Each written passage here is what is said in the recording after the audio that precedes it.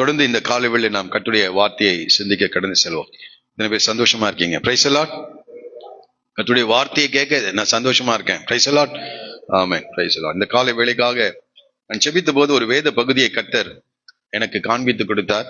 அதற்கு ஆதாரமாக ஒரு வசனத்தை இந்த காலை வேளை நாம் வாசித்து நாம் இந்த செய்திக்குள்ளாக கடந்து செல்வோம். அப்போஸ்தலனாகிய பவுல் கொரிந்தியருக்கு எழுதின நிருபம் 1வது அதிகாரம், 1 கொரிந்தியர் 1வது அதிகாரம் 24வது வசனம். 1 கொரிந்தியர் 1ஆம் அதிகாரம் 24வது வசனம்.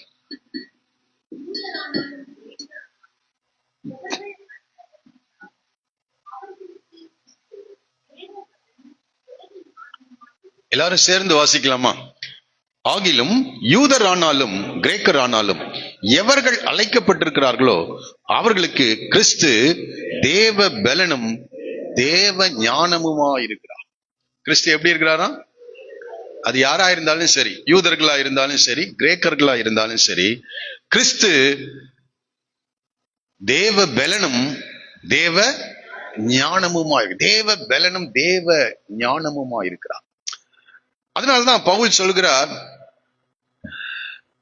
அந்த வசனத்தை 18வது வசனத்தை படிக்கும் போது, சிலுவையை பற்றி உபதேசம் கெட்டு போகிறவர்களுக்கு பைத்தியமா இருக்கிறது, ரட்சிக்கப்படுகிற நமக்கோ அது எப்படி இருக்கான்?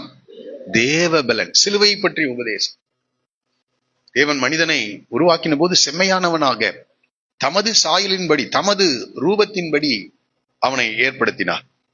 ஆனால் மனிதன் தேவனுடைய வார்த்தைகளுக்கு விரோதமாய் செயல்பட்ட போது தேவனுடைய சமூகத்தை விட்டு துரத்தப்பட்டான். அவனுக்கு தேவன் கொடுத்த எல்லா ஆசீர்வாதங்களையும் அவன் இழந்து போனவனாக அவன் மாறிவிட்டான். ஆதாமையும் ஏவாளையும் தேவன் உண்டாக்கின போது இந்த பிரபஞ்சத்தை ஆளுகை செய்யும்படியாக கர்த்தர் அவனை என்ன செய்தார்? வைத்தார். அதை படிக்கும்போது ரொம்ப ஆச்சரியமா, ஆளுகை செய்யும்படியாக தேவனால் அவன் படைக்கப்பட்டவன். அவனிடத்துல அவன் ஆண்டவர் சிருஷ்டித்த எல்லா ஜீவராசிகளும் வருகிறது. ஆனா அவைகள் எல்லாவற்றுக்கும் ஆதாம் என்னென்ன பேரிட்டானோ அதுவே அவர்களுக்கு பேராயின. அது எவ்வளவு பெரிய காரியம் யோசிச்சு பாருங்க. என்னென்ன பேரிட்டானோ, எத்தனை ஜீவராசிகள் வந்திருக்கும் கொஞ்சம் யோசிச்சு பாருங்க. பறவைகளிலேயே எத்தனையோ பறவைகள் இருக்குது, காட்டு மிருகங்கள் இருக்கிறது, நாட்டு மிருகங்கள் இருக்கிறது. நம்ம ஒரு 25 மிருகங்கள் பேரும் ஒரு 25 பறவைகள் பேரும் சொன்னா என்ன சொல்லுவோம்? சொல்லிடுவோமான்னு தெரியல. ஆனால் ஒவ்வொன்றுக்கும் அவன் என்ன செய்தான்? அதனுடைய சாயலின்படி, அதனுடைய ரூபத்தின்படி அவன் பெயர் வைக்கின்ற ஒரு மனிதனா இருந்தான். எவ்வளவு ஜீவராசிகள், அவ்வளவு ஞானம் உள்ள ஒரு மனிதனாக மனிதன் என்ன செய்தான்? இருந்தான். தேவன் அவனை உருவாக்கும் போது ஞானமற்றவனாக, பலன் அற்றவனாக அவனை உருவாக்கவில்லை. ஞானம் உள்ளவனாக, பலன் உள்ளவனாக கர்த்தர் அவனை உருவாக்கினார். ஆனால் பாவம் எல்லாவற்றையும் மனிதன் இழக்க செய்தது. ஆமா, எல்லாவற்றையும் இழந்துட்டான். பாவம் எங்கே பெருகிறதோ அங்கே ஞானத்தை மனிதர்கள் இழக்கிறார்கள், பலனை மனிதர்கள் இழக்கிறார்கள். வியாதியினாலே, பல்வேறு பிரச்சனைகளினாலே மனிதர்கள் ஞானமற்றவர்களாக மாறிவிடுகிறார்கள். ஆனால் சிலுவை பற்றிய உபதேசம் கெட்டு போகிறவர்களுக்கு பைத்தியமா இருக்கிறது. இந்த சிலுவையில இந்த பாவத்துக்கான கிரயத்தை இயேசு நிறைவேற்றி முடித்தார். மனிதனுடைய பாவத்தின் தண்டனையை தன்னுடைய சரீரத்திலே ஏற்றுக்கொண்டார். அந்த சிலுவையின் காட்சியை கண்டு விசுவாசித்து அந்த இயேசுவை யாரெல்லாம் ஏற்றுக்கொள்கிறார்களோ ரட்சிக்கப்படுகிற ஒவ்வொருவருக்கும் கிறிஸ்து எப்படி மாறுகிறார்? தேவ பலனாக அவர் மாறுகிறார். அதனால்தான் பவுல் சொல்கிறார், நான் சிலுவை குறித்தே அல்லாமல் வேறொன்றையும் அறிவியாதிருக்க தீர்மானித்திருக்கிறேன் என்று சொல்லுகிறார். நான் வேறொன்றையும் நான் அறிவிக்க வரவில்லை, சிலுவையை பற்றியே நான் என்ன செய்கிறேன்? பேசுகிறேன் என்று சொல்லுகிறார். 23வது வசனத்தை சொல்ல, நாங்களோ சிலுவையில் அறையப்பட்ட கிறிஸ்துவை பிரசங்கிக்கிறோம். சிலருக்கு அவைகள் இடரலாக இருக்கிறது. கிரேக்கருக்கு அது எப்படி இருக்குதான்? பைத்தியமா இருக்கிறது. இயேசுவை நோக்கி பார்க்கும் போது ஆதாம் இழந்து போன அந்த ஞானத்தையும், ஆதாம் இழந்து போன அந்த தேவ பலத்தையும் தருகிறார் என்று சொல்லும் போது அநேகருக்கு அது பைத்தியமா இருக்கிறது, அநேகருக்கு அது இடரலாக இருக்கிறது. இந்த காலைவெளில இந்த செய்தியை எப்படி நீங்க கேட்கறீங்களோ எனக்கு தெரியல. ஆனால் கடந்த 2-3 நாட்களாக இந்த வார்த்தைகளை கட்ட என்னோடு கூட பேசிக் கொண்டிருக்கிறார். ஆதாம் இழந்து போன தேவ ஞானத்தை, ஆதாம் இழந்து போன தேவ பலத்தை யாரெல்லாம் இயேசுவை விசுவாசிக்கிறார்களோ, சிலுவையில் அறையப்பட்ட அந்த இயேசுவை விசுவாசிக்கிறவர்களுக்கு தேவன் அந்த பலத்தையும் அந்த ஞானத்தையும் கர்த்தர் கொடுக்கிறவராக இருக்கிறார். அதனால்தான் 24வது வசனத்துல நாம் படிக்கும்போது ஆகிலும் யூதரானாலும் கிரேக்கர் யாரானாலும் சரி, பழைய ஏற்பாட்டுல சொன்னா யூதர்களுக்கு மாத்திரம்தான். ஆனால் இயேசு வந்த பிறகு சொல்றாரு, யூதர் ஆனாலும் சரி, கிரேக்கர், அவர்கள் படித்தவர்களா இருந்தாலும் சரி, நான் இப்படி சொல்றேன், அது அவர்கள் படிக்காதவர்களா இருந்தாலும் சரி, அவர் உயர்ந்த குலத்தை சார்ந்தவர்களா இருந்தாலும் சரி, தாழ்ந்த குலத்தில் என்று உலகத்தாரால் சொல்லப்படுகிற நிலையில் இருந்தாலும் சரி, யாரானாலும் சரி, கிறிஸ்து தேவ பலனும் எப்படி இருக்கிறார்? தேவ ஞானமுமா இருக்கிறார். தேவ பலனும். ஏன் இந்த தேவ பலனையும் தேவ ஞானத்தையும் இந்த மனிதர்கள் பெற்றுக்கொண்டு பாருங்க என்ன செய்யறாங்களாம். 26வது வசனத்திலிருந்து நான் படிக்கும்போது, எப்படியெனில் சகோதரரே, நீங்கள் அழைக்கப்பட்ட அழைப்பை பாருங்கள். மாம்சத்தின்படி ஞானிகள் அநேகர் இல்லை. உண்மையா ஆதாம் பாவம் செய்யாமல் இருந்தா எல்லாருமே எப்படிதான் இருந்திருப்போம்? தேவ ஞானத்தை பெற்று பெரிய ஞானிகளா இருப்போம். ஆனா இப்போ அந்த பாவம் என்ன செய்தது? அநேகரை ஞானிகள் அற்றவர்களாக, ஞானம் அற்றவர்களாக மாற்றிவிட்டது.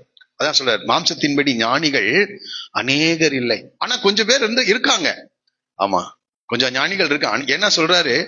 ஆண்டவர் அழைத்த நபர்கள் எல்லாம் பார்த்தா அநேகர், பெரும்பான்மையோர் என்ன எப்படி இல்லையா? ஞானிகள் இல்லை என்று சொல்லுகிறார். அடுத்தது, அநேகர் வல்லவர்கள் இல்லை. அநேகர் வல்லவர்கள் இல்லை, பலசாலிகள் இல்லை, திறமைசாலிகள் இல்லை. அடுத்தது சொல்றாரு, அநேகர் பிரபுக்கள் இல்லை. அதிபதிகள், பிரபுக்கள் என்று சொல்வது அதிபதிகள், தலைவர்கள் இல்லை.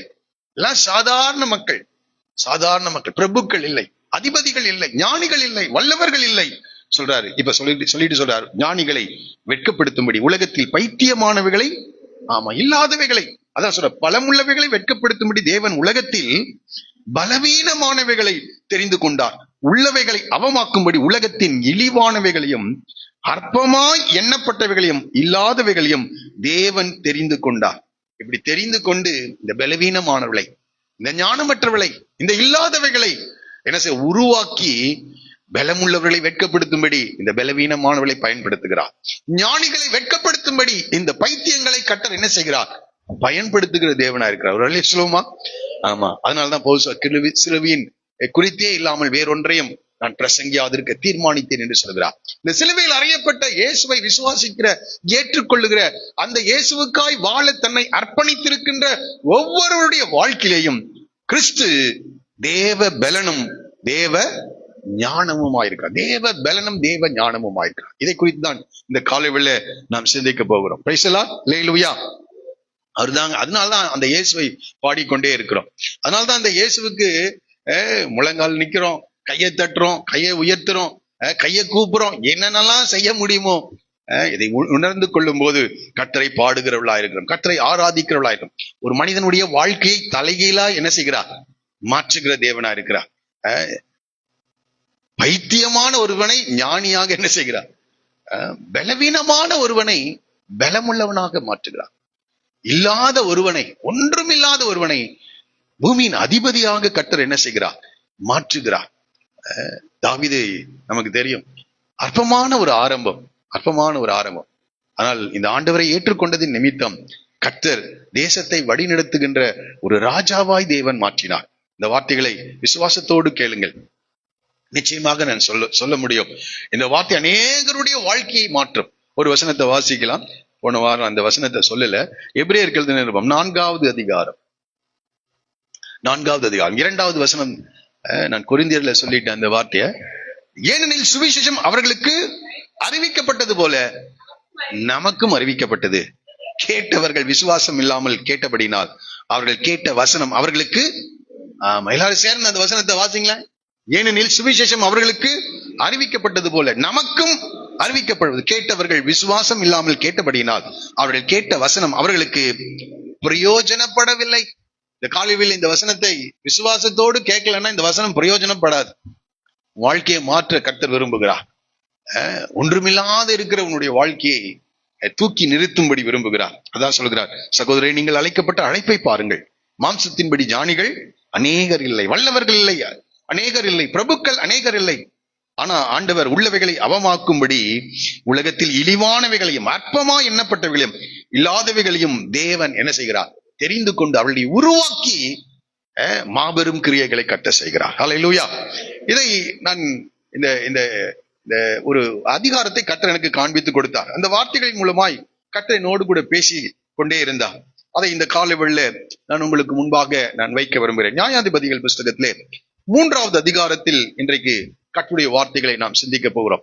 எப்படி பைத்தியங்களை கர்த்தர் ஞானிகளாய் மாற்றுகிறார், ஒன்றுமில்லாதவர்களை எப்படி அதிபதிகளாக கர்த்தர் மாற்றுகிறார் என்பதை குறித்து இந்த அதிகாரத்திலிருந்து சில காரியங்களை நாம் படிக்க போகிறோம். ஆண்டவர் எப்போதும் இப்படிப்பட்ட கிரியைகளை தான் செய்கிறார். அதனால 118ஆம் சங்கீதத்துல 22வது வசனம் எப்படி சொல்லுகிறது? வீடு கட்டுகிறவர்கள் ஆகாது என்று தள்ளின கல்லே மூளைக்கு தலைக்கல்லாயிட்டான். இந்த வசனத்தை எடுத்து வாசிக்க முடியுமா? வீடு கட்டுகிறவர்கள் ஆகாது என்று தள்ளின கல்லே மூளைக்கு தலைக்கல்லாயிற்று. இது யாராலதான் ஆகும்? கர்த்தராலே ஆகும். நம்மால ஆக முடியாது.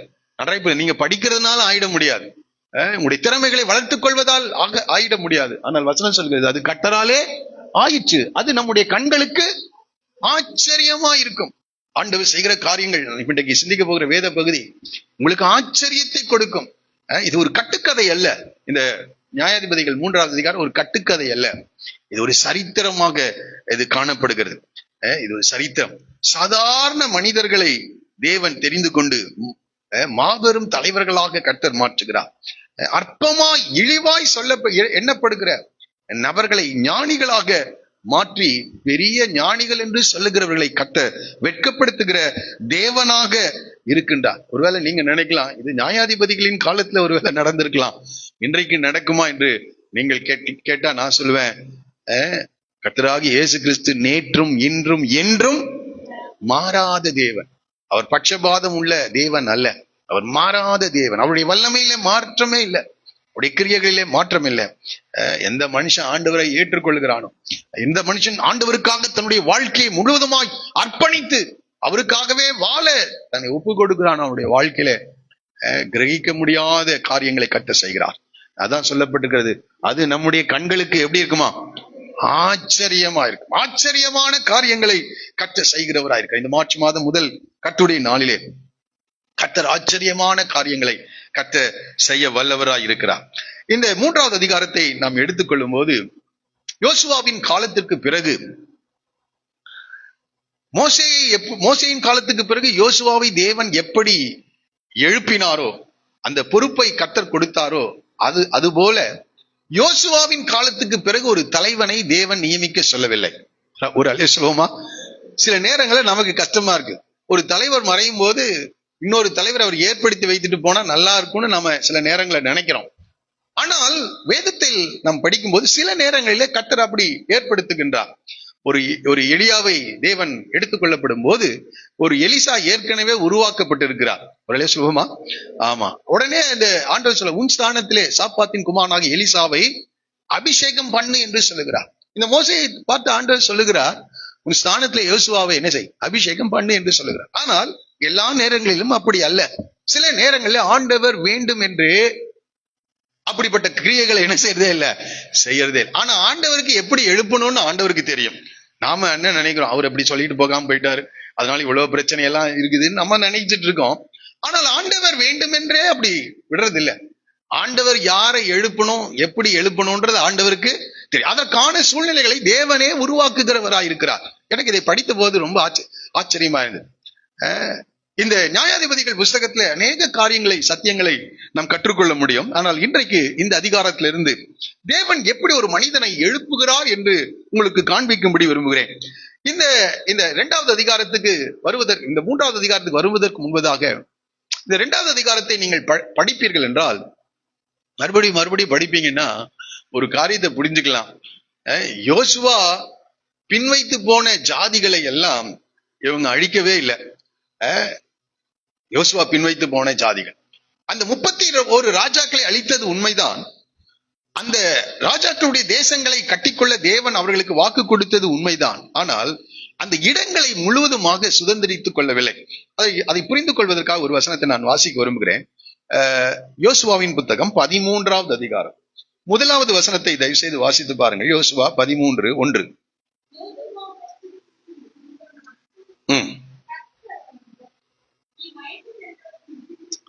எப்படி ஆண்டவர் பாருங்க, இத கூட சொல்றார். அவருக்கு தெரியாதா? அவரு நினைச்சிட்டு இருக்கிறாரு இன்னும் காலங்கள் இருக்குன்னு நினைச்சிட்டு இருக்கிறார். ஆனா ஆண்டவர் அவரை பார்த்து சொல்றார், நீ வயது சென்று முதிர்ந்தவனுமானாய், இன்னும் மகா விஸ்தாரமாயிருக்கு, இன்னும் பெரிய இடம் இருக்குது, இன்னும் அநேக காரியங்களை சுதந்திரிக்கவில்லை. ஆகவே இன்னும் சுதந்திரிக்க வேண்டிய காரியங்கள் இருக்கு. இப்ப யோசுவா மறைந்து விட்டார். யோசுவா மறைந்த பிறகு இப்பொழுது இவர்கள் தொடர்ந்து அந்த தேசத்தை சுதந்திரிக்க வேண்டும். அதுக்குள்ள சில தவறுகள் எல்லாம் பண்ணிடுறாங்க. ஆண்டவர் சொன்னார், அந்த ஜாதிகளுக்கு நீ இறங்காத, அவளோடு உடன்படிக்கை செய்யாத, அவளை முழுவதுமாக அழித்து விடு என்று சொன்னார். ஆனால் செய்யல. இந்த சூழ்நிலையில இந்த 3வது அதிகாரத்துக்கு நம்ம வரும்போது முதலாவது வசனம் சொல்லுகிறது, கானான் தேசத்தில் நடந்த சகல யுத்தங்களையும் அறியாதிருந்த இஸ்ரவேலராகிய அனைவரையும் சோதிப்பதற்காகவும் இஸ்ரவேல் புத்திரரின் சந்ததியாரும் அதற்கு முன் யுத்தம் செய்ய அறியாதிருந்தவர்களும் அவளை அறியும்படி பழக்குவிப்பதற்காகவும் கர்த்தர் விட்டு வைத்த ஜாதிகள் யார் என்றார். இப்ப எதுக்காக ஆண்டவர் இந்த ஜாதிகளை விட்டு வைக்கிறாராம் பாருங்க. இஸ்ரவேல் சகல யுத்தங்களையும் அறியாதிருந்த இஸ்ரவேல் அனைவரையும் சோதிப்பதற்காக. அப்போ ஒரு ஜெனரேஷன் முடிஞ்சிருது, ஒரு சந்ததி முடிந்து விடுகிறது. இப்ப அடுத்த சந்ததி வருகிறது. இந்த சந்ததிக்கு யுத்தம் பண்ணுவது எப்படின்னு என்ன செய்யல, தெரியல. இப்ப பாருங்க, நம்மளுடைய பெற்றோர்கள் அவங்க இந்த பூமியில பிறந்து வளர்ந்து படித்து அவங்க காரியங்களை உருவாக்கி எப்படி சம்பாதிப்பது, எப்படி காரியங்களை நடத்துவது என்பது அறிந்து அவங்க வச்சிருக்காங்க. இப்போ அறிந்து அவர்கள் சில காரியங்களை செய்தார்கள், சாதனைகள். இப்ப அடுத்த சந்ததி என்ன செய்கிறது, அது உருவாகுது. அதுக்கு என்ன ஒண்ணுமே தெரியாது, எல்லாம் என்ன செஞ்சிருக்காங்க, அவங்க பராமரிப்பிலே இருக்குது. இப்ப அடுத்த சந்ததியை கர்த்தர் என்ன செய்கிறார், உருவாக்கி கொண்டிருக்கிறார். இப்ப அடுத்த சந்ததியை உருவாக்குவதற்காகவும் அவர்களை சோதிப்பதற்காகவும் சிலரை என்ன செய்கிறாராம் ஆண்டவர், கர்த்தர் விட்டு வைத்த ஜாதிகள் யார் என்றால் என்று சொல்லப்படுது. இதுல 2 காரியங்களை நாம் படிக்கிறோம். ஒன்று, அவர்களை சோதிப்பதற்காக. அது என்ன சோதனை? 4வது வசனத்தை படிக்கிறோம். கர்த்தர் மோசேயை கொண்டு தங்கள் பிதாக்களுக்கு விதித்த கற்பனைகளுக்கு இஸ்ரவேலர் கீழ்ப்படிவார்களோ என்று அறியும்படி இஸ்ரவேலரை அவர்களாலே சோதிப்பதற்காக அவர்கள் விடப்பட்டிருந்தார். சில ஜாதிகளை துரத்துல விட்டிருந்தார். எதுக்காகனா, மோசேயை கொண்டு சொன்ன வார்த்தைகளுக்கு இவங்க கீழ்ப்படிவார்களா இல்லையா என்பதை அவர்கள் அறிந்து கொள்ளும்படி கர்த்தர் விட்டு வைத்தார். சில அடுத்த ஜெனரேஷன் மக்களை இவர்கள் கர்த்தருடைய வார்த்தையின்படி நடப்பார்களா. ஆனா மேலோட்டமா பார்க்கும்போது எல்லாரும் பைபிளோட தான் அழைத்து வந்திருப்பாங்க அவங்க எல்லாம். ஆனா மோசே சொன்ன வார்த்தைகளுக்கு கீழ்ப்படிவார்களா இல்லையா என்பதை ஆண்டவர் என்ன செய்கிறாராம், பரீட்சிக்கின்றவராக, சோதிக்கின்றவராக. ஆபிரகாமை கர்த்தர் சோதித்தார். ஆபிரகாமை கர்த்தர் 22வது அதிகாரம் ஆதியாகமத்தில் கர்த்தர் ஆபிரகாமை சோதித்தார், பரீட்சித்தார். காட் டெஸ்டட் ஆபிரகாம்னு போட்டிருக்கு. ஆகவே தேவன் தீமைக்கென்று சோதிக்கிறவர் அல்ல, தேவனுடைய வார்த்தைகளை கை கொள்வார்களா இல்லையா என்பதை அறியும்படி தேவன் சோதிக்கிறவராயிருக்கிறார். சரி, இருக்கட்டும். 2வது, இவர்கள் அடுத்த சந்ததியினர் யுத்தம் செய்ய பழக்குவிக்கும்படியாக தேவன் சில ஜாதிகளை என்ன செய்திருக்கிறார், வைத்திருக்கிறார். சில பிரச்சனைகளை எதற்காக வருகிறது என்றால், அடுத்த ஜெனரேஷன் என்ன செய்யணும், இதை அறிந்து கொள்ளுவதற்காக ஒரு காரியத்தை கர்த்தர் என்ன செய்திருக்கிறார், அவர் வைத்திருக்கிறார். கடந்த வாரத்தில் ஒரு சாட்சியை கேட்க நேர்ந்தது. அதுக்காக நான் கர்த்தரை ஸ்தோத்திரிக்கிறேன். இங்க பைபிள் ஸ்கூலுக்கு ஒரு காவல்துறையை சேர்ந்த ஒருவர் வருகிறார். அவரை நான் அதிகமாக கவனித்துக் கொண்டே இருக்கிறேன். ஒரு வருஷத்துக்கு மேல அவர் வர்றாரு. அவருக்கு அநேக பொறுப்புகள் இருக்குது, அநேக வேலைகள் இருக்குது. ஆனாலும் அவர் தொடர்ந்து இங்க கடந்து வருகிறதை நான் பார்ப்பேன். தொடர்ந்து ரொம்ப சின்சியரா அந்த காரியங்களை, இங்க வருகிறவர்களுக்கு தெரியும், ரொம்ப சின்சியரா அவர் காரியங்களை செய்து கொண்டிருப்பார். அப்போ அவர் ஒரு நாள் என் இடத்துல வந்து ஒரு காரியத்தை சொல்லி, இப்படி ஒரு சத்தத்தை என் காதுகள் கேட்டது என்று ஒரு காரியத்தை அவர் சொன்னார். இப்படி ஒரு சத்தத்தை கேட்டேன் என்று சொன்னார்.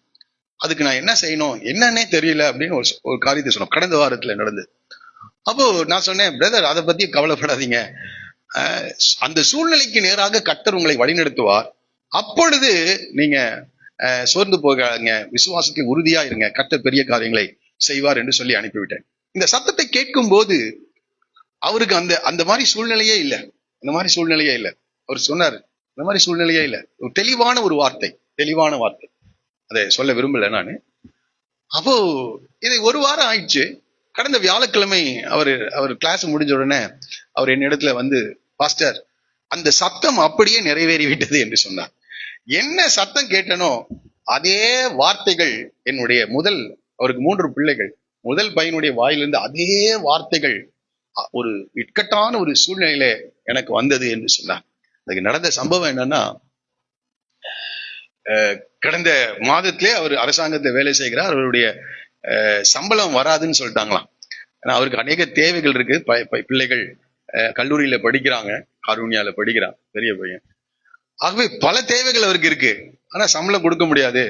ஏன்னா எல்லாம் இன்கம் டாக்ஸுக்கு நீங்க என்ன செஞ்சாகணும், அந்த காசெல்லாம் பே பண்ண வேண்டியது இருக்குதுன்னு சொல்றாரு. இது மிகப்பெரிய அதிர்ச்சியா. அவர் சொல்றாரு, அடுத்த நாள் எனக்கு இன்னும் 2 நாளைக்கு பிறகு எனக்கு பைக்குக்கு பெட்ரோல் கூட ஊத்த காசு இல்லை. என் பிள்ளைகளை எப்படி நடத்துவேன், ரொம்ப சோர்ந்து போய்விட்டேன். நான் அப்படியே சோர்ந்து போய் என்னுடைய பிள்ளைகளோடு கூட நான் சேர்ந்து இந்த காரியத்தை பகிர்ந்து கொள்ளும் போது பெரிய பையன் அந்த கனவுல அந்த சத்தம் எப்படி அவனுடைய தூக்கத்துல கேட்டு அதே வார்த்தைகளை அந்த பெரிய பையன் சொன்னானாம். சொன்ன உடனே அதிர்ந்து போய்விட்டாராம். அதை நான் சொன்ன அந்த வார்த்தைகளை நினைவு கூர்ந்து 3 பிள்ளைகளும் அவரும் சேர்ந்து ஆண்டவரை அதிகமாய் நோக்கி ஜெபித்தாள். ஆண்டவரே, இந்த மாதம் எப்படி எங்க குடும்பத்தை நடத்த போறோம்னு எங்களுக்கு தெரியல அப்படின்னு ஆண்டவரை பார்த்து அதிகமாய் ஜெபித்தார்களாம். ஜெபித்து அடுத்த நாள் போனா அந்த இன்கம் டாக்ஸ் இருந்து வேற ஒரு கடிதம் வந்துருச்சான். நீங்கள் செலுத்த வேண்டிய 85,000 ரூபாயை செலுத்த வேண்டாம்னு சொல்லி கடிதம் வந்திருக்கான். ஒரு அல்லிய சுலோமா அவர் சொல்றாரு, ஆண்டவர் இப்படி எல்லாம் பேசுவாரு, இப்படி எல்லாம் நடத்துவாருன்னு எங்களுக்கு தெரியவே இல்லை. 2 நாளைக்கு பிறகு அந்த செய்தி வந்தது என்று சொன்னார். நான் அதை கேட்டபோது ரொம்ப சந்தோஷப்பட்டேன். அநேகரை உற்சாகப்படுத்துவேன் கிளாஸ்ல, இந்த மாதிரி ஆண்டவருடைய சத்தத்தை கேட்க பழகி கொள்ளுங்கள் என்று. அவர் வந்து சொன்னபோது நான் அடுத்த கேள்வி கேட்டது, இதை உங்களுடைய பிள்ளைகளுக்கு சொன்னீர்களா என்று கேட்டேன். இதை பிள்ளைகள், ஏன்னா நம்ம இதை வந்து ருசிச்சிட்டோம் ஆண்டவரை யாருன்றது, அடுத்த தலைமுறையினருக்கு இதை சொல்லணும் பிரதர். அதனால உங்களுடைய பிள்ளைகளை இந்த பாதையிலே நடத்துங்கள் என்று அவரோடு கூட சில காரியங்களை சொன்னேன்.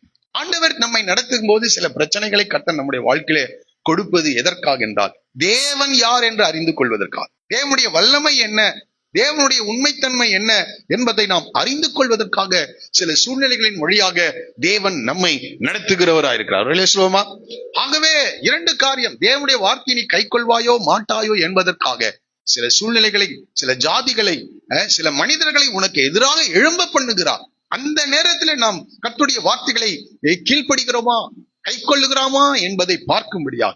அடுத்தது எதற்காக என்றால், அந்த சூழ்நிலையை எதிர்கொள்ளத்தக்கதாக திறமை உள்ளவர்களாய் கர்த்தர் நம்மை மாற்றும்படியாக கர்த்தர் இந்த சூழ்நிலையை என்ன செய்கிறார், அனுமதிக்கிறவராக. சரி, இந்த 3வது அதிகாரத்தை நீங்கள் படிப்பீர்கள் என்றால், இங்கே சில ஜாதிகளை கர்த்தர் விட்டு வைத்தார் என்று சொல்லப்பட்டிருக்கிறது. இந்த 3வது அதிகாரம் முதல் வசனம் சொல்லுது, 3வது வசனத்தின் முதல் பகுதி சொல்லுகிறது, பெலிஸ்தியரில் 5 அதிபதிகளை விட்டு வச்சாராம். பெலிஸ்தியர்ல எத்தனை அதிபதிகளா, அந்த வார்த்தையே பாருங்க, அதிபதிகள், இங்கிலீஷ்ல லார்ட் என்று சொல்லப்பட்டது. 5 அதிபதிகளை வைத்திருக்கிறார், பெரிய ஆட்கள். அது மாத்திரம் இல்ல, இங்க 25வது வசனத்துல அங்கே ஒரு மனிதனை குறித்து படிக்கிறோம். அவர்கள் சலித்து போக மட்டும் காத்திருந்தார்கள் என்று சொல்லிட்டு, அவர்கள் ஆண்டவன் தரையிலே எக்லோன் என்ற ஒரு மனிதனை குறித்து, மோவாபின் ராஜாவை குறித்து சொல்லும்போது அவனை ஆண்டவன் என்று சொல்றார். அவனையும் அதிபதி தான். அப்போ 5 அதிபதிகள் யாரு, பெலிஸ்தியர்ல மோவாப் தேசத்துல ஒரு பெரிய அதிபதி எக்லோன் என்ற ஒரு அதிபதி இருக்கா. இப்படி அதிபதிகள் என்ன செஞ்சிட்டு இருக்காங்க, அவர்களை சுற்றிலும் இருக்கிறார். யாருக்கு எதிராக செயல்படும்படியாக, இந்த இஸ்ரவேல் ஜனங்களுக்கு எதிராக செயல்படும்படி. அதை படிக்கும் போது எனக்கு ஆச்சரியமா, அதிபதிகள், அவர்களுக்கு பேரே எப்படிதான், நமக்கு எதிராக வருகிறவர்கள் எல்லாம் பெரிய அதிபதிகளாக தான் இருக்காங்க. வசனமும் அதை சொல்லப்பட்டிருக்கு. ஆனா இந்த அதிகாரத்தை மறுபடியும் வாசிக்கும் போது ஒரு காரியத்தை நான் புரிந்து கொண்டேன். 31 வசனங்கள் இருக்கிறது, 31 வசனங்கள் இருக்கு. அதுல 15 முறை கர்த்தர் என்ற வார்த்தை பயன்படுத்தப்பட்டிருக்கு. ஒரே சொல்லுவோமா, 5 அதிபதிகள் பெலிஸ்தியர் தேசத்துல இருக்காங்க, மோவாப்ல ஒரு அதிபதி இருக்கிறாரு. இப்படி அநேக ஜாதிகள் இருந்தாலும், அநேக அதிபதிகள் இருந்தாலும், இங்கே ஆண்டவரை குறித்து சொல்லும்போது கர்த்தர் கர்த்தர் கர்த்தர் என்று 15 முறை வருகிறது. கர்த்தர் என்ற வார்த்தைக்கு அவர் ஆளுகை செய்கிறவர். இந்த ராஜாக்களுக்கு மேலாக தேவன் ஆளுகை செய்கிறவராக அவர் காணப்படுகிறார். ஆளுகை ராஜாக்களுக்கு மேலாக தேவன் ஆளுகை வைத்திருக்கிறார். சில நேரங்கள் இந்த அதிபதிகள் என்று நினைத்த உடனே நாம பயந்துரும். இவங்க என்ன சட்டம் வேணா போடலாம், இவங்க என்ன வேணா நமக்கு விரோதமா என்ன செஞ்சிடலான்னு. ஆனா அப்போஸ்தலனாகிய பேதுரு சொல்லுகிற ஒரு வார்த்தையை நான் உங்களுக்கு காண்பிக்கும்படி விரும்புகிறேன். அப்போஸ்தலர் நடபடிகள் புத்தகம் 4வது அதிகாரத்தை எடுத்துக்கொள்ளுங்கள். அப்போஸ்தலர் 4வது அதிகாரம் 24வது வசனத்தை வாசிக்கிறேன், கவனிங்கள். 24வது வசனம்.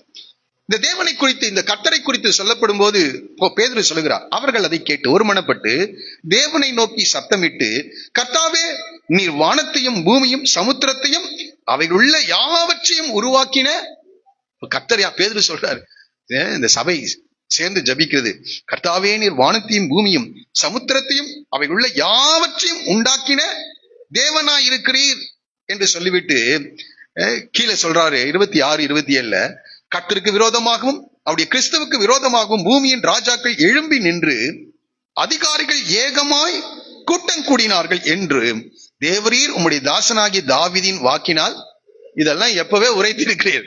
தாவீதின் நாட்களிலேயே உரைத்திருக்கிறீர்.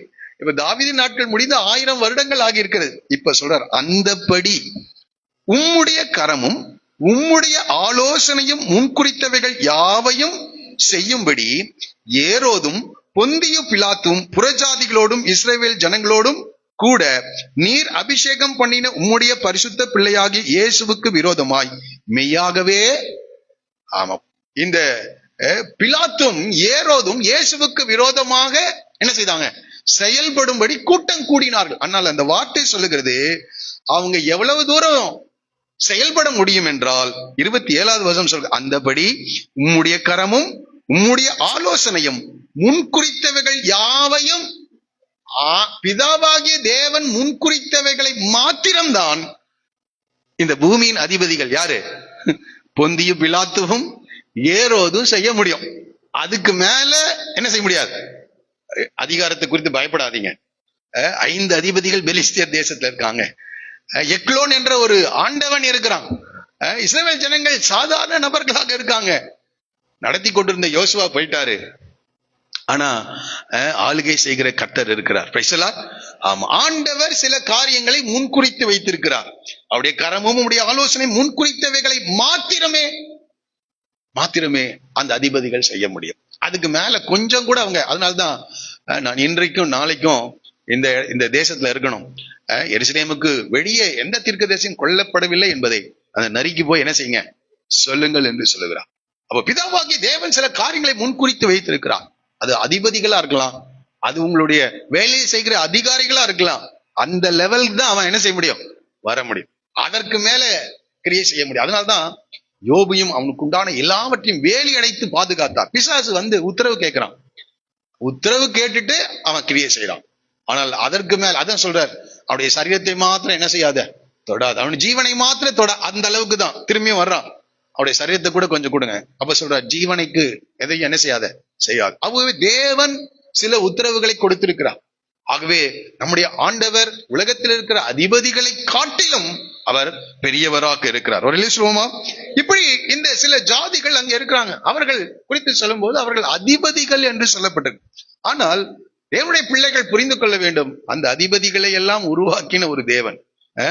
அவர் அதிபதிகளுக்கெல்லாம் அதிபதியா இருக்கிறார். ராஜாக்களுக்கெல்லாம் ராஜா, கர்த்தாதி கர்த்தராய் அவர் காணப்படுகிறார் என்று வேதம் சொல்லுகிறது. ஆனா இந்த இடத்திலே இந்த இஸ்ரவேல் ஜனங்கள் சில காரியங்களை தவறு செய்கிறார்கள்.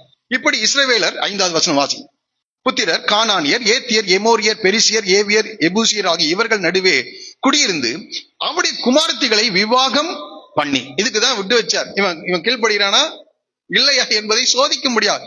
ஆனால் இவர்களுக்கு என்ன செய்தார்கள்? விவாகம் பண்ணி தங்களுடைய குமாரத்திகளை அவர்கள் குமாரருக்கு கொடுத்து அவர்கள் தேவர்களை சேவித்தார்கள். அப்ப எதுக்காக இதை வைத்திருக்கிறார்ன்றத கொஞ்சம் தயவு செய்து பாருங்க. இந்த இஸ்ரவேல் ஜனங்களை கர்த்தர் தனக்கென்று அவர்களை என்ன செஞ்சிருக்கிறார்? தெரிந்தெடுத்திருக்கிறார். இந்த இஸ்ரவேல் ஜனங்களை அவருடைய பிள்ளைகளாய் இருக்கும்படி கர்த்தர் இவர்களை தெரிந்தெடுத்திருக்கிறார். ஆபிரகாம் என்ற அந்த விக்கிரகங்களை ஆராதித்துக் கொண்ட அந்த மனிதனை தனக்கென்று அவனை தெரிந்தெடுத்து அவனுக்கு தம்மை வெளிப்படுத்தி தம்முடைய உடன்படிக்கையை அவனோடு கூட செய்து அந்த சந்ததியை ஆசீர்வதித்து அந்த சந்ததிக்கு இந்த தேசத்தை தருவேன் என்று வாக்குத்தத்தம் பண்ணி அவைகள் எல்லாம் நிறைவேற்றி கொண்டிருக்கிறார். ஆகவே இந்த இஸ்ரவேல் ஜனங்கள் ஒரு விசேஷமான ஜனங்கள் தான். அதை பவுல் சொல்லும்போது சொல்லுகிறார், 9வது அதிகாரம் 9ஆம் அதிகாரம் 4-5 வசனங்களை தயவு செய்து வாசிங்கள். அப்போஸ்தலர்கள் புஸ்தகம், மன்னிக்கணும், ரோமர் நிருபம் 9ஆம் அதிகாரம் 4-5 வசனங்கள். அவர்கள் இஸ்ரவேலரே,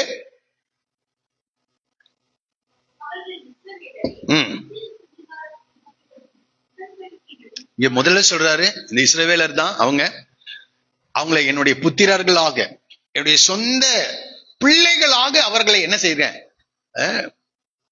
தெரிந்தெடுத்திருக்கிறேன். புத்திர சுவீகாரம் என்றால் இந்த பிள்ளைகள் இல்லாதவர்கள் ஒரு குழந்தை என்ன செய்வாங்க, தங்களுக்கு என்று சுவீகரித்துக் கொள்வார்கள். அடாப்டட் என்ற வார்த்தை சொல்லப்பட்டிருக்கிறது.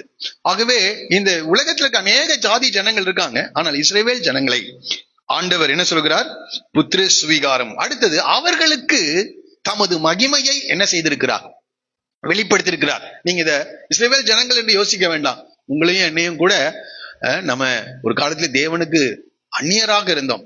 ஆனால் இயேசு கிறிஸ்துவின் மூலமாக நம்மையும் அவருடைய சொந்த பிள்ளைகளாக கட்ட என்ன செய்திருக்கிறார், மாற்றுகிறார். அவருடைய நாமத்தின் மேல் விசுவாசம் உள்ளவர்களாய் அவரை ஏற்றுக்கொண்டவர்கள் எத்தனை பேர்களோ அத்தனை பேர்களும் தேவனுடைய பிள்ளைகளாகும்படி அவர்களுக்கு இப்ப நம்மையும் கட்ட சுவீகரித்துக் கொண்டிருக்கின்றார்.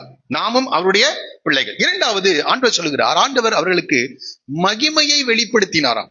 தேவன் யார் என்ற வெளிச்சத்தை கட்ட வெளிப்படுத்தினார். அதனால்தான் அப்போஸ்தலர் 7 ஸ்தேவான் சொல்லும் போது, மகிமையின் தேவன் ஆபிரகாமுக்கு தரிசனமாகி, அந்த மகிமையை ஆபிரகாம் கண்டான். அந்த மகிமையை இந்த காலவெளியில தேவன் எப்படிப்பட்டவர் என்று அநேகர் அறியாதிருக்கிறார்கள். ஆனால் உங்களுக்கும் எனக்கும் ஆண்டவர் அந்த மகிமையை என்ன செஞ்சிருக்கிறார், வெளிப்படுது. அவர் யார், அவர் எப்படிப்பட்டவர், அவருடைய குணாதிசயங்கள் என்ன, அவருடைய கிரியைகள் என்ன என்ற மகிமையை வெளிப்படுத்தி இருக்கிறார். அது மாத்திரமல்ல, அடுத்தது அவர்களோடு கூட தேவன் என்ன செய்திருக்கிறாராம், உடன்படிக்கை செய்திருக்கிறார். சாதாரண காரியம் இல்ல. எந்த ஜனத்திலும் செய்யாத உடன்படிக்கையை இந்த இஸ்ரவேல் ஜனத்தோடு கூட என்ன செய்திருக்கிறார். உங்களோடு என்னோடு கூட அந்த உடன்படிக்கையை கட்ட செய்திருக்கிறார். இயேசு கிறிஸ்துவின் ரத்தத்தின் மூலமாக. ஒரே சொல்லுவோமா, அவங்க எல்லாம் சாதாரண காரியம், ஆட்டு மாட்டு ரத்தத்துல உடன்படிக்கை. ஆனா நமக்கு யாருடைய ரத்தம், இயேசு கிறிஸ்துவின் ரத்தம். சரி, அடுத்தது நியாயப்பிரமாணம். ஆமா, இவ்வளவு நீதியான கட்டளைகள் வேற எந்த ஜாதிக்கும் என்ன செய்யல, கொடுக்கப்படல. மற்றவங்க எல்லாம் ஏதாவது எழுதி வச்சிருக்காங்கன்னா எல்லாம் எதுல இருந்து காப்பி. ஆமா, இந்த நியாயப்பிரமாண வார்த்தைகள் இருந்துதான் என்ன செஞ்சிருக்காங்க, அவங்க கடன் வாங்கி இருக்கிறார்கள். ஆனால் இந்த நியாயப்பிரமாணத்தை கர்த்தர் கொடுத்திருக்கிறார். அடுத்தது தேவ ஆராதனை. ஆராதனை பற்றிய ஒழுங்கே யாருக்கும் தெரியாது, எப்படி தேவனை ஆராதிக்க வேண்டும் என்று. ஆனால் அந்த ஆராதனை ஒழுங்குகளை கர்த்தர் அவர்களுக்கு வெளிப்படுத்தினார். அடுத்தது வாக்குத்தத்தங்களும் அவர்களுடைய, இப்படி அநேக விசேஷங்கள், அநேக வாக்குத்தத்தங்களை இஸ்ரவேல் ஜனங்களுக்கு கொடுத்திருந்தார். இந்த காலவெளியில இந்த வசனத்தை கேட்கிற ஒவ்வொருவரையும் பார்த்து சொல்லுகிறேன், நீங்கள் விசேஷமானவர்கள். ஆமா, தேவனுடைய மகிமையை நாம் கண்டிருக்கிறோம். தேவன் எப்படிப்பட்டவர், தேவன் நம்மோடு கூட உடன்படிக்கை செய்திருக்கிறார். ஆராதனை பற்றிய காரியங்களை கர்த்தர் வெளிப்படுத்தியிருக்கிறார். உங்கள் கைகளிலே தேவன் கொடுத்த வார்த்தைகள் இருக்கிறது, எப்படி வாழ வேண்டும் என்ற வார்த்தைகள். இதுதான் நம்ம விசேஷமானவர்கள். அவருடைய பிள்ளைகளாக தேவன் மாற்றி இருக்கிறார். இப்போ நமக்கு ஒரு ரெஸ்பான்சிபிலிட்டி இருக்கிறது, நமக்கு ஒரு பொறுப்பு இருக்கிறது. ஆண்டவருடைய வார்த்தைகளின்படி நாம் நடக்க வேண்டும் என்ற தீர்மானத்தோடு கூட இருக்க வேண்டும். ஆனால் இந்த இஸ்ரவேல் ஜனங்கள் ஆண்டவருடைய வார்த்தைக்கு விரோதமாக செயல்பட்டபடியினால் பாருங்க, 7வது வசனம் படிக்கிறோம். இப்படி இஸ்ரவேல் புத்திரர் கர்த்தரின் பார்வைக்கு பொல்லாப்பானதை செய்தார்கள். ஆனா இஸ்ரவேல் புத்திரர் கர்த்தரின் பார்வைக்கு பொல்லாப்பானதை செய்தார்கள். ஆனா இஸ்ரவேலினின் பார்வைக்கு அது நல்லதா இருந்துச்சு. அதனாலதான் இந்த புஸ்தகத்துக்கு கீவேர்டு, திறவுகோள் வார்த்தையே, அந்நாட்களில் ராஜா இல்லை, அவனவன் தன் பார்வைக்கு சரி போனபடி செய்து வந்தான். இன்றைக்கு அநேகருடைய வாழ்க்கையில ராஜா இல்ல. அதனால அநேகர் எப்படி வாழ்றாங்க, தன் பார்வைக்கு சரி போனபடி. நன்றாய் புரிந்து கொள்ளுங்கள், நம்முடைய பார்வைக்கு நாம் சரியானவைகளை செய்கிறோம் என்று இருப்போம் என்றால் அது நிச்சயமாக தேவனுடைய பார்வையிலே பொல்லாப்பா இருக்கும். சரி, தேவனுடைய பார்வைக்கு பொல்லாப்பா இருந்தால் இப்ப பாருங்க, ஆண்டவர் என்ன செய்கிறார், பொல்லாப்பானதை செய்து மறந்து பாகால்களையும் தோப்பு விக்கிரங்களையும் சேவிக்கிற போது, எல்லாரும் 8வது வசனத்தை சேர்ந்து வாசிப்போமா. கர்த்தர் இஸ்ரவேலின் மேல் கோபம் உண்டவராகி அவர்களை மெசபதோமியாவின் ராஜாவாகிய கூஷான் ரிஷதாயிமின் கையிலே விற்று போட்டார். எனக்கு இதை படிக்கும் போது பக்கத்துல இருக்கிற ஏதாவது ராஜா கிட்ட என்ன செஞ்சிருக்கலாம், விட்டிருக்கலாம். இவரை எங்க விற்கிறார் என்றால், விற்கிறதுனா புரியுதா, அடிமையாக ஒப்பு கொடுக்கிறார். யார்கிட்டவா? அந்த வசனத்தை எல்லாரும் சேர்ந்து பாருங்க. கூஷான் என்ன ராஜாவன்? மெசபதோமியாவின் ராஜாவாகிய கூஷான் ரிஷதாயிமின் கையில் என்ன செய்தார்? விற்று. சரி, இந்த மெசபதோமியா எங்க இருக்குது? இதுக்கும் இந்த இஸ்ரவேல் ஜனங்களுக்கும் என்ன சம்பந்தம்னு பார்த்தா ஒரு சம்பந்தம் இருக்கு. அப்போஸ்தலர் நடவடிக்கைகள் புஸ்தகம் 7ஆம் அதிகாரம் 2வது வசனம். அப்போஸ்தலர் 7:2.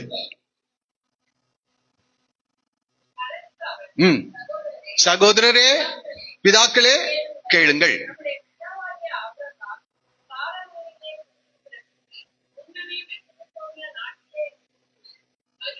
எந்த ஊர்ல இருந்து ஆண்டவர் தரிசனம் பார்க்கிறாரு? மெசபதோமியா தேசத்துல இருந்து ஆண்டவர் தரிசனம் பார்க்கிறார். இப்ப அங்க இருந்து தான் எந்த தேசத்துக்கு கூட்டிட்டு வர்றாரு? கானான். அங்க இருக்கும் போதே இந்த விக்கிரங்களை எல்லாம் விட்டுட்டான். மெசபதோமியா தேசத்திலேயே விட்டுட்டான். விக்கிரத்தை எல்லாம் விட்டு போட்டு மகிமையின் தேவனுக்கு ஊழியம் செய்வதற்காக, தேவனுடைய வார்த்தைகளை கீழ்ப்படிவதற்காக விக்கிரங்களை எல்லாம் விட்டுட்டு எங்க வந்திருக்கான்? இந்த கானான் தேசத்துக்கு வந்திருக்கிறார். இப்போ அவனுடைய சந்ததி, அவனுக்கு ஆபிரகாமுக்கு கொடுத்த உடன்படிக்கை எல்லாம் நிறைவேறுதலை காண்கிற இந்த சந்ததி எதை ஆபிரகாம் விட்டுட்டு வந்தாரோ அதை எல்லாத்தையும் என்ன செய்யுது? அதை எடுக்குது. இப்போ ஆண்டவர் பக்கத்துல இருக்கிற ராஜாவை அனுப்பல. எந்த ஊர்ல இருந்து ஆபிரகாம் வந்தாரோ அந்த ஊர்ல இருக்கிற ராஜாவை இந்த இஸ்ரவேல் ஜனங்களை அவனுடைய கையில என்ன செய்தாராம்? விற்று போட்டார். விற்று போட்டார்னா என்ன அர்த்தம் புரியுதா? ஆமா, எதை வேணா அந்த ராஜா செய்யலாம். இந்த பொருள் என்னுடையதுன்னா நான் உடைக்கலாம், அதை தூக்கி குப்பையில போடலாம், எதை வேணா செய்யலாம். விற்று போட்டார். என்னை கேட்கிற அருமையானவர்களே, எங்கிருந்து கர்த்தர் உங்களை அழைத்து கொண்டு வந்தாரோ அந்த இடத்துல கர்த்தருக்கு விரோதமாய் செயல்படும் போது நம்மை விற்கிற தேவனா இருக்கிறார், ஒப்பு கொடுக்கிற தேவனா இருக்கிறார். ஒப்பு கொடுக்கிற தேவன். இந்த காலவெளியில இதை கேட்கிற உங்களை பார்த்து நான் சொல்லுகிற காரியம், ஆண்டவருக்கு எல்லா சரித்திரமும் தெரியும். இந்த இஸ்ரவேல் ஜனங்கள் சரித்திரத்தை படிக்கல, ஆனா ஆண்டவருக்கு எல்லா சரித்திரமும் தெரியும். நமக்கு ஒருவேளை நம்முடைய சந்ததியில ஒரு 2 தலைமுறை 3 தலைமுறையை பற்றி நமக்கு தெரியலாம். ஆனால் இந்த தலைமுறை எத்தனை தலைமுறை ஆச்சுன்னு தெரியல. ஏன்னா 2000 வருஷம் ஆச்சு, எவ்வளவோ தலைமுறைகள் கடந்து வந்திருக்கோம். ஆனா ஆண்டவர் தலைமுறையை பார்க்கிறார். ஆபிரகாம் எங்கிருந்து, அவன் எந்த தேசத்துல இருந்து ஆபிரகாம் வந்தானோ அந்த தேசத்தின் ராஜாவை கூட்டிட்டு வந்து இவர்களை என்ன செய்கிறார்? அவளை சிட்சிக்கின்ற தேவனா இருக்கிறார். இப்போ கர்த்தர் அவர்களை விற்று போட்ட போது ஆண்டவரை நோக்கி இஸ்ரவேல் புத்திரர் கர்த்தரை நோக்கி என்ன செய்தார்களாம்? கூப்பிட்டார்கள் என்று சொல்லப்படுது. அப்போ கூப்பிடுற அளவுக்கு அவன் ஏதோ பண்ணியிருக்கான். யாரு? இந்த மெசபதோமியா ராஜா என்ன செய்கிறாரு? ஏதோ ஒண்ணு பண்ணியிருக்கிறார். கூஷான் ரிஷதாயிம் என்ற ராஜா. அப்போ கர்த்தரை நோக்கி கூப்பிட்ட போது கர்த்தர் இஸ்ரவேல் புத்திரரை ரட்சிக்கும்படி என்று படிக்கிறோம். ஏன்னா ஆண்டவர் கூப்பிடும் போது இஸ்ரவேல் ஜனங்கள் யாத்திராம் 2ஆம் அதிகாரத்துல கர்த்தர் பெருமூச்சின் சத்தத்தை கேட்ட உடனே ஆபிரகாமோடும் ஈசாக்கோடும் யாக்கோவோடும் செய்த உடன்படிக்கையை என்ன செய்கிறார்? நினைவு கூறுகிற தேவனா இருக்கிறார். அதனால அவர் என்ன செய்கிறார்? கர்த்தர் இஸ்ரவேல் புத்திரரை ரட்சிக்கும்படி காலேபின் தம்பி ஆகிய கேனாசுடைய குமாரனாகிய ஒத்னியேல் என்னும் ரட்சகனை என்ன செய்தார்? எழும்ப பண்ணினார். எனக்கு இது படிக்கும் போது இந்த ஒத்னியேலை கர்த்தர் என்ன செய்கிறார்? ரட்சகனாக எழும்ப பண்ணுகிறார். அப்போ அது வரைக்கும் எத்தனை வருஷம்னா 8 வருஷம் நினைக்கிறேன். 8 வருஷம் இந்த கூஷான் ரிஷதாயிம் என்ற ராஜாவை இவர்கள் சேவிக்கிறார். மெசபதோமியாவின் ராஜாவை இவர்கள் சேவிக்கிறார் 8 வருஷம். இப்போ கர்த்தரை நோக்கி கூப்பிட்ட போது இந்த ஒத்னியேல் என்கின்ற ஒரு மனிதனை கர்த்தர் என்ன செய்கிறார்? எழும்ப பண்ணுகிறார். இவன் என்னை படிச்ச போது எனக்கு ரொம்ப ஆச்சரியமா இருந்தது. இவனை கர்த்தர் எப்படி எழும்ப பண்ணினார்? இவன் எப்படி அந்த தேசத்தை வெற்றி பெற்றான் எனக்கு தெரியல. ஆனா 1ஆம் அதிகாரத்தை படிக்கும் போது இந்த ஒத்னியேல் யார் என்றால் காலேபின் தம்பியினுடைய மகன் என்று சொல்லப்பட்டிருக்கிறது. அது இங்கேயும் அப்படித்தானே போட்டிருக்கு, வாசிக்கலாம். காலேபின் தம்பியான கேனாசுடைய குமாரனாகிய ஒத்னியேல் என்னும் ஒரு ரட்சகன். இந்த ஒத்னியேல் காலேபுடைய தம்பி என்று சொல்லப்பட்டிருக்கு. இந்த காலேபுக்கு ஒரு பெரிய பேக்ரவுண்ட் இருக்கிறது. என்ன பின்னணி என்றால், என்னாகும் புஸ்தகம் 13ஆவது அதிகாரத்துல இஸ்ரவேல் ஜனங்களை வேவு பார்த்து வரும்படியாக மோசே 12 வேவுக்காரரை அனுப்பும் போது அந்த வேவுக்காரர் பட்டியல யார் இருக்கா? இந்த காலேப் இருக்கிறார். அவனை குறித்து சொல்லப்பட்டிருக்கிறது, காலேப் வேற ஆவி உடையவனாகவும் உத்தமமாய் என்னை என்ன செய்தான்? பின்பற்றி. 2 காரியங்களை காலேபை பற்றி சொல்லுது. வேற ஆவி உடையவனாயிருந்தான். மற்றவங்க எல்லாம் வேற ஆவி, இவன் வேற ஆவி உடையவனாயிருந்தான். அது மாத்திரம் இல்ல, தேவனை உத்தமமாய் அவன் என்ன செய்தான்?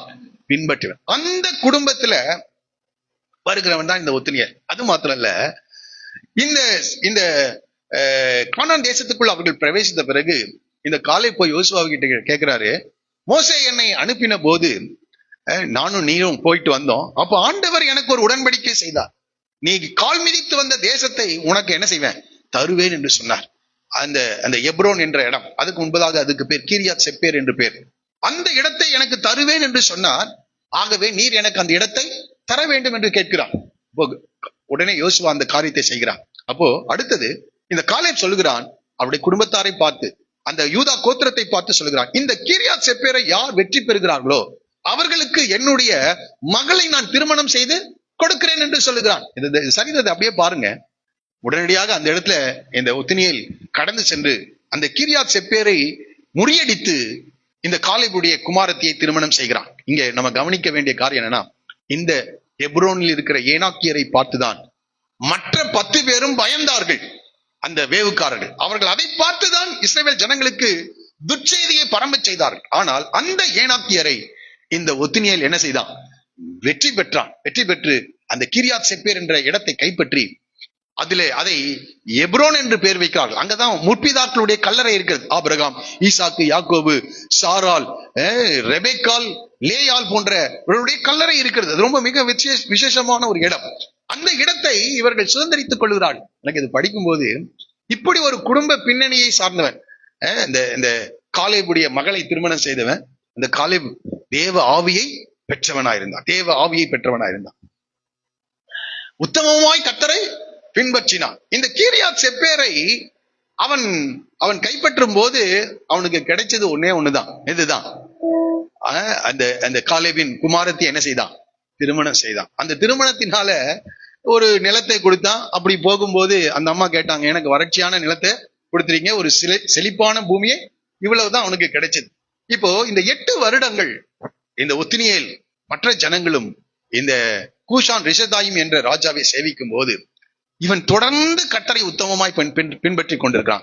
ஜனங்கள் எல்லாரும் என்ன செஞ்சிட்டாங்க, அவர்கள் கர்த்தரை விட்டு போய்விட்டாலும் இந்த ஒத்தினியேல் கர்த்தரை உத்தமமாய் காலேப், அவனுடைய மாமனாகிய காலேப் பின்பற்றினது போல அவன் உத்தமமாய் கர்த்தரை என்ன செய்தான், பின்பற்றி கொண்டே வந்தான். இப்பொழுது வசனம் சொல்லுகிறது, அவன் மேல் கர்த்தருடைய ஆவி வந்ததினால், வேற ஒரு பெரிய காரியமும் செய்யல. இந்த ஒத்தினியேல் மேல் கர்த்தருடைய ஆவி என்ன செய்தது, வந்ததினால் அவன் இஸ்ரவேலை நியாயம் விசாரித்து. அந்த 8 வருடங்கள் இந்த மெசொப்பொத்தாமியாவின் ராஜாவின் நிமித்தம் அந்த தேசத்துல பெரிய பிரச்சனைகள் இருந்தது. அந்த காலகட்டத்தில் ஒரு கூட்டம் ஜனங்கள் மனம் திரும்பி வருகிறார்கள், மனம் திரும்புகிறார்கள். அவர்களை நியாயம் விசாரித்தான். யாரு, இந்த ஒத்தினியேல் நியாயம் விசாரித்து, அதனால் அவன் இஸ்ரவேலை நியாயம் விசாரித்து யுத்தம் பண்ண புறப்பட்டான். அப்போ இவன் மேல என்ன இருந்துதான், கர்த்தருடைய ஆவியான். இதை எனக்கு படித்த போது நான் புரிந்து கொண்ட காரியம், அந்த காலேபை குறித்து சொல்லுகிறார், அவன் வேற ஆவி உடையவனாயிருக்கும். அவன் வேற ஆவி. இங்க இருக்கிற ஜனங்கள்லாம் வேற ஆவி, ஆனா இந்த ஒத்தினியேல் கிட்ட இருந்த ஆவி வேற. அந்த பரிசுத்த ஆவியானவர் எப்படி காலேபின் மேல் இருந்தாரோ அதே போல இந்த ஒத்தினியேலின் மேல் இருந்தார். அவன் நியாயம் விசாரிக்கிறவனாய் அவன் மாறினான். அடுத்தது யுத்தம் பண்ண புறப்பட்டான். கர்த்தர் மெசொப்பொத்தாமியாவின் ராஜாவாகிய கூஷான் ரிஷதாயிமை அவன் கையில என்ன செய்தார், ஒரு பெரிய ராஜாவை ஆண்டவர் 8 வருஷம் அவன் ஆளுகை செய்து கொண்டிருந்தான். அவன் கையிலே ஒப்பு கொடுத்தார். ஆகையால் அவன் கை கூஷான் ரிஷதாயிமின் மேல் பலம் கொண்டது. தேசம் 40 வருடம் என்ன செய்ததாம், படிக்கும்போது முதல் நியாயாதிபதியாக தேவன் மாற்றினார். கீரியாத் செப்பேரை அவன் முறியடித்த போது ஒரு திருமணம் தான் செய்ய முடிஞ்சது. ஆனா அந்த காலேபினிடத்திலிருந்து அந்த ஆவியை அவன் பெற்றுக்கொண்டு தேவனுக்கு உத்தமமா இருந்தான். சுற்றிலும் இருக்கிற ஜனங்கள் எல்லாரும் தேவனை விட்டு போயிட்டாங்க. அவர்கள் பாகாலை, அந்த கானானிய ஜாதிகளோடு கூட உடன்படிக்கை செய்து தேவனுடைய சித்தத்துக்கு எதிராக செயல்பட்ட போதிலும் உத்தமமாய் இந்த ஒத்தினியேல் கர்த்தரை என்ன செய்தான். அதனால கர்த்தருடைய ஆவியானவர் அவன் மேல் இருந்தார். இந்த காலவேளை சாதாரண ஒரு நபராதான் இருந்தான், ஆனால் கர்த்தர் ஒரு பெரிய ராஜாவை இந்த ஒத்தினியேல் கையில் என்ன செய்தார், ஒப்பு கொடுத்தார். அதனாலதான் இந்த அதிகாரத்துல கர்த்தர் கர்த்தர் கர்த்தர் என்று வருகிறது. பூமியில் இருக்க அநேக ராஜாக்கள் இருக்கலாம், நீங்கள் வேலை செய்கிற இடங்களில் பெரிய முதலாளிகள் இருக்கலாம், பெரிய தலைவர்கள் இருக்கலாம். அவர்கள் கீழே கூட நீங்க வேலை செஞ்சுட்டு இருக்கலாம். ஆனால் நன்றாய் புரிந்து கொள்ளுங்கள், அவர்களிடத்திலிருந்து காரியங்களை கற்றுக்கொள்ளாதிருங்கள். நீங்க படிக்கிற இடங்கள்ல, நீங்கள் வேலை செய்கிற இடங்களிலே பெரிய ஸ்தானத்திலே மனிதர்கள் இருக்கலாம். இந்த உலகத்தின் ஜனங்களிடத்திலிருந்து கற்றுக்கொள்ளாமல் தேவன் மோசேக்கு எழுதி கொடுத்த நியாயப்பிரமாணத்திலிருந்து நாம் கற்றுக்கொண்டு அவைகளை இருதயத்தின் உண்மையின்படி நாம் கீழ்ப்படிவோம் என்றால் நிச்சயமாக நான் சொல்லுகிறேன், இந்த பூமியின் அதிபதிகளை கர்த்தர் உங்கள் கையில என்ன செய்வார்? கொடுப்பார். ஆனால் அநேக ஜனங்கள் அதை விட்டுட்டு போயிட்டாங்க. ஆனால் ஒருத்தன் உத்தமமாய் கர்த்தரை பின்பற்றினான். அவன் மேல் கர்த்தருடைய ஆவியானவர் வந்தார். அவனை கர்த்தர் ஒரு இரட்சகனாக நியாயாதிபதியாக தேவன் எழும்ப பண்ணினார். 40 வருஷம் தேசம் என்ன செய்ததாம்? அமைதலாய் இருந்தது. என்னை கேட்கிறாருங்க, ஒரு ஜெனரேஷன் முழுவதும் தேசம் அமைதியா. இந்த காலை வெள்ள வேற பெரிய உன்னை ஞானிகளை வெட்கப்படுத்தும்படி பைத்தியங்களை தெரிந்து கொள்ள போய் ஒரு யூனிவர்சிட்டியில படிச்சுட்டு வரணும்னு கூட ஆண்டவர் சொல்லல. சில திறமைகளை வளர்த்துக் கொள்ள கர்த்தர் கேட்கவில்லை. உத்தமமாய் அவரை பின்பற்ற வேண்டும். மோசேக்கு கர்த்தர் எழுதி கொடுத்த நியாயப்பிரமாணத்தின்படி அவன் வாழ தன்னை அர்ப்பணித்தான். இந்த காலையில் எத்தனை பேர் இதை ஒப்புக் கொடுக்க விரும்புகிறீர்கள்? நிச்சயமாக நான் சொல்லுகிறேன், பலவீனர்களை பலவான்களாய் மாற்றுகிறார். அவனை இப்ப பாருங்க, கூஷான் ரிஷதாயும் 7 வருஷம் தான், 8 வருஷம் தான். ஆனா இவனை கர்த்தர் எப்படி வைக்கிறாரு? 40 வருடங்கள் அந்த தேசத்தை நியாயம் விசாரிக்கின்ற ஒரு நியாயாதிபதியாக தேவன் அவனை உருவாக்கினார். இந்த காலைவேளை எல்லாரும் அப்படியே கண்களை மூடி, ஆண்டவரே, நீங்க இருக்கிற நிலை ரொம்ப மோசமா இருக்கலாம், தாழ்வான ஒரு சிறிய நிலையில இருக்கலாம். ஆனா தேவனால் உன்னை உயர்த்த முடியும். ஆண்டவர் கேட்கிறது ஒன்னே ஒண்ணுதான், வசனத்தின்படி வாழ என்னை அர்ப்பணிக்கிறேன். அல்ல, ஆண்டவரை பார்த்து வசனத்தின்படி நீர் எனக்கு கற்றுக் கொடுக்கிற சத்தியத்தின்படி நான் வாழ விரும்புகிறேன். எல்லாரும் உண்மையா சொல்லுவோம். இந்த காலைவேளை தேவன் உன்னை உயர்த்த விரும்புகிறார். உம்முடைய ஆவியினால் என்னை நிரப்பும் என்று சொல்லுங்கள். ஒத்துனியலின் மேல் வேற ஒன்றும் இல்லை, கர்த்தருடைய ஆவியானவர் அவன் மேல் வந்ததினால், வேற ஒன்றும் இல்லைங்க. கர்த்தருடைய ஆவியானவர் அவன் மேல் வந்தாராம். இஸ்ரவேலை நியாயம் விசாரித்தான். எந்த ராஜா அவளை ஒடுக்கினானோ அதே ராஜாவை கர்த்தர் அவன் கையிலே ஒப்பு கொடுத்தார். இந்த காலைவேளை உண்மையாய் ஆண்டவரை பார்த்து வசனத்தின்படி வாழ கர்த்தர் சில நேரங்கள்ல சில ஜாதிகளை கர்த்தர் எழுப்புவது எதற்காக என்றால், நீ வசனத்தை கை கொள்வாயோ மாட்டாயோ என்பதை அவர் அறிவதற்காக, நீ அறிந்து கொள்வதற்காக கர்த்தர் வைத்திருக்கிறார். சில சோதனைகள், சில பிரச்சனைகள், சில போராட்டங்கள் எதற்காக வருகிறது? ஹல்லேலூயா. நீ கை கொள்வாயோ மாட்டாயோ இன்றைக்கு சின்சியரா ஒப்பு கொடுங்க. ஹல்லேலூயா. ஆண்டவரே, உடைய வசனத்தின்படி வாழ்வேன். அந்த இஸ்ரவேல் ஜனங்கள் எல்லாரும் கர்த்தருடைய வார்த்தையை விட்டு விலகி போய்விட்டார். ஆனால் ஒத்துனே அந்த குடும்பம் கர்த்தருக்காக இருந்தது. அந்த காலேபுடைய குடும்பம் கர்த்தருக்காக இருந்தது. நீங்கள் யோசுவாவை போல சொல்ல, நானும் என் வீட்டாருமோ என்றால் கர்த்தரையே சேவிப்போம். அந்த வார்த்தையை அந்த குடும்பம் காத்து கொண்டது. ஒருவேளை அந்த நல்ல குடும்பத்தை கர்த்தர் உனக்கு கொடுத்திருக்கிறார். உடைய பெற்றோர் கர்த்தருடைய பிள்ளைகளாக இருப்பதினால் இந்த சத்தியத்துல நீ அறிந்திருக்கலாம். அந்த குடும்பத்தினுடைய லெகசிய நீ விட்டு விடாதே. இந்த காலையில் கர்த்தர் உன்னோடு கூட பேசுகிறார். ஹல்லேலூயா, ஹல்லேலூயா. ஆண்டவரே, உமக்காக வாழ்வேன் என்று சொல்லுங்கள். ஹல்லேலூயா, ஹல்லேலூயா. ஆண்டவரே, என்னை அபிஷேகம் என்று அப்படியே கேட்போம். ஹல்லேலூயா. ஆண்டவரே, உம்முடைய ஆவியினால் என்னை நிரப்புங்க. எல்லாரும் கேளுங்க, கர்த்தர் இந்த காலையில் உன்னுடைய வாழ்க்கையில கிரியை செய்ய போகிறார். ஹல்லேலூயா. ஆண்டவரே, உம்முடைய அபிஷேகத்தினால் என்னை நிரப்பும் என்று கேளுங்கள். இந்த ஒத்துனியலின் மேல் கடந்து வந்து கர்த்தருடைய வல்லமை இந்த காலையில் உண்மையிலும் கடந்து வரும்படியாய் கர்த்தர் விரும்புகிறார். உன்னையும் அபிஷேகிக்கும்படி விரும்புகிறார். தாவீதை உயர்த்தினதுக்கு ஒண்ணும் இல்ல, சாமுவேல் அவனை அபிஷேகம் பண்ணிட்டு கடந்து சென்றாராம். அந்நாள் முதற்கொண்டு கர்த்தருடைய ஆவியானவர் தாவீதின் மேல் வந்து இறங்கி இருந்தார். ஹல்லேலூயா. சிம்சோனின் மேல் கர்த்தருடைய ஆவியானவர் வந்து இறங்கி இருந்தார். ஒரு பெரிய நியாயாதிபதியாய் மாறினார். கிதியோன் மேல் கர்த்தருடைய ஆவியானவர் வந்து இறங்கி இருந்தார்.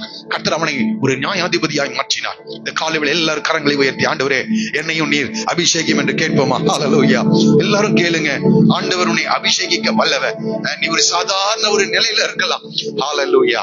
ஸ்தோத்திரிக்கிறோம். கர்த்தர் உன்னை ஒரு பெரிய நியாயாதிபதியாக, ஹல்லேலூயா, ஸ்தோத்திரம், பெரிய அதிபதியாக மாற்றலாம். இந்த பூமியில அநேக அதிபதிகள் இருக்கிறது, நீ கண்டு பார்த்து கொண்டிருக்கிறது. ஹல்லேலூயா. தாவீதை பார்த்து சொல்லுகிறார், சாதாரணமான அவனை பெரியோர்களின் நாமத்திற்கொத்த நாமத்தை உடையவனாக கர்த்தர் தாவீதை மாற்றினார். அதற்கு ஒரே காரணம், கர்த்தருடைய ஆவியானவர் தாவீதின் மேல் வந்து இறங்கி இருந்தார். எல்லாரும் பரிசுத்தாவினால நிரப்பப்பட்டவர்கள் கொஞ்ச நேரம் கர்த்தரை அந்த ஆவியில நிறைந்து கர்த்தரை ஆராதிங்க. ஹல்லேலூயா. வாலிப பிள்ளைகள் ஆண்டவரை பார்த்து கேளுங்க. இந்த காலை வேளையில, ஹல்லேலூயா, ஆண்டவரே, உம்முடைய ஆவியினால் என்னை நிரப்பும் என்று கேளுங்கள். கர்த்தர் உன்னை நிரப்ப வல்லமையுடையவர். வாயை காலையிலே கர்த்தர் மகிமையான காரியங்களை செய்ய போகிறார். ஹல்லேலூயா. சில நிமிடங்கள் நான் ஜெபத்திலே வழி நடத்தும்படியாக நடத்தப்படுகிறேன். ஹல்லேலூயா. எல்லாரும் ஆண்டவரை நோக்கி ஜெபிப்போமா? ஹல்லேலூயா. ஆண்டவரே, இந்த காலை வேளையிலே எங்களோடு கூட இடைப்பட்டிருக்கிறேன், வேற ஒன்றையும் கேட்கலப்பா. ஹல்லேலூயா, ஹல்லேலூயா, ஹல்லேலூயா, ஹல்லேலூயா, ஹல்லேலூயா. பரிசுத்த ஆவி உம்மிடத்தில் வரும்போது நீங்கள் பலனடைந்து யூதேயாவிலும் சமாரியாவிலும் பூமியின் எல்லை பரியந்தமும் எனக்கு சாட்சிகளாய் இருப்பீர்கள் என்று சொன்னார். ஹல்லேலூயா. ஆண்டவரை பார்த்து கேளுங்க. ஹல்லேலூயா. ஆண்டவரே, உம்முடைய ஆவியினால் என்னை நிரப்பும் என்று கேளுங்க. Praise the Lord. ஹல்லேலூயா. பிள்ளைகள் கேளுங்க, சிறு பிள்ளைகள் கேளுங்க. ஆண்டவரே, உம்முடைய ஆவியினால் என்னை நிரப்புங்க அப்பா. ஹல்லேலூயா. ஒருவேளை கடந்த காலங்களிலே கர்த்தர் உன்னை அபிஷேகித்திருக்கலாம், அவைகள் இழந்து போயிருக்கலாம். ஹல்லேலூயா. கர்த்தர் இந்த காலையில் உன்னை உயிர்ப்பிக்கும்படி விரும்புகிறார். உன்மேல் ஒரு தேவ திட்டம் இருக்கிறதை கர்த்தர் உனக்கு வெளிப்படுத்திக் கொண்டிருக்கிறார். ஹல்லேலூயா. உன் குடும்பத்துக்கு ஒரு யோசேப்பாக கர்த்தர் உன்னை ஏற்படுத்த விரும்புகிறார். ஹல்லேலூயா. ஒரு தேபோராளாக கர்த்தர் உன்னை ஏற்படுத்த விரும்புகிறார். ஹல்லேலூயா. இஸ்ரவேலுக்கு தாயாக எழுப்பப்பட்டபடியாக தேவன் உன்னை தெரிந்தெடுத்திருக்கிறார். ஹல்லேலூயா, ஹல்லேலூயா. அதற்கு தேவன் எதிர்பார்க்கிற ஒரே காரியம், ஹல்லேலூயா, அவருடைய ஆவியினால் நிரப்பப்பட வேண்டும் என்பதுதான். ஹல்லேலூயா, ஹல்லேலூயா, ஹல்லேலூயா. ஆண்டவரை பார்த்து கேட்போமா? இயேசுப்பா, என்னையும் நிரப்புங்கப்பா. இந்த ஒத்தனையிலே நிரப்பினது போல் என்னையும் நிரப்புவீராக. வாலிப பிள்ளைகள் கேளுங்க. ஹல்லேலூயா, ஹல்லேலூயா, ஹல்லேலூயா. உம்முடைய ஆவியினால் என்னை நிரப்பும் ஐயா, எங்களை நிரப்பும் ஐயா. நிரம்பி வழிகிற ஆண்டவரே ஒரு அனுபவத்தை நீர் எங்களுக்கு கட்டளையிடுவீராக. ஹல்லேலூயா, ஹல்லேலூயா. துன்மார்க்கத்துக்கு ஏதுவான மதுபான வெறி கொள்ளாமல் ஆவியினால் நிறைந்து என்று வசனம் சொல்லுகிறது. ஹல்லேலூயா. துன்மார்க்கத்துக்கு ஏதுவான வெறி வேண்டாம். ஹல்லேலூயா. அதற்கு பதிலாக தேவ ஆவியினால் எங்களை நிரப்புவீராக. ஹல்லேலூயா. அந்த பரிசுத்த ஆவியை நீர் எங்களுக்கு கட்டளையிடுவீராக. ஹல்லேலூயா, ஹல்லேலூயா. இயேசுப்பா, இந்த காலை வேளையிலே எங்களை நிரப்புங்க ஆண்டவரே. ஹல்லேலூயா, ஹல்லேலூயா. இருக்கிற ஒவ்வொருவரையும் நிரப்புங்க. உடைய பாத்திரங்கள் நிரம்பட்டும் ஆண்டவரே. ஹல்லேலூயா. நீண்ட நாட்களாக பரிசுத்த ஆவியின் அபிஷேகத்துக்காக ஜெபித்துக் கொண்டிருக்கிற ஒவ்வொருவருக்காக இந்த காலை வேளையிலே வேண்டிக் கொள்ளுகிறோம். ஹல்லேலூயா. ஒவ்வொருவரையும் நிரப்புவீராக, நிரப்புவீராக. அக்கினி அபிஷேகம் ஈந்திடும், தேவ ஆவியால் நிறைத்திடும். அக்கினி அபிஷேகம் ஈந்திடும், தேவ ஆவியால் நிறைத்திடும். தேவா, தேவா, இக்கணமே ஈந்திடும். தேவா, தேவா, இக்கணமே ஈந்திடும். அக்கினி அபிஷேகம். எல்லாரும் சேர்ந்து ஒரு நிமிஷம். தேவ ஆவியால் நிறைத்திடும். அக்கினி அபிஷேகம், தேவ ஆவியால் நிறைத்திடும். தேவா, தேவா, இக்கணமே ஈந்திடும். தேவா, தேவா, இக்கணமே ஈந்திடும். பரமன் இயேசுவை நிறைத்தீர பரிசுத்த ஆவியால். கேட்பீர்களா? பரமன் இயேசுவை பரிசுத்த ஆவியால் நிறைத்திடும். உந்தன் சீஷர் அழித்தீர அழிவின் ஆவியால் ஈந்திடும்.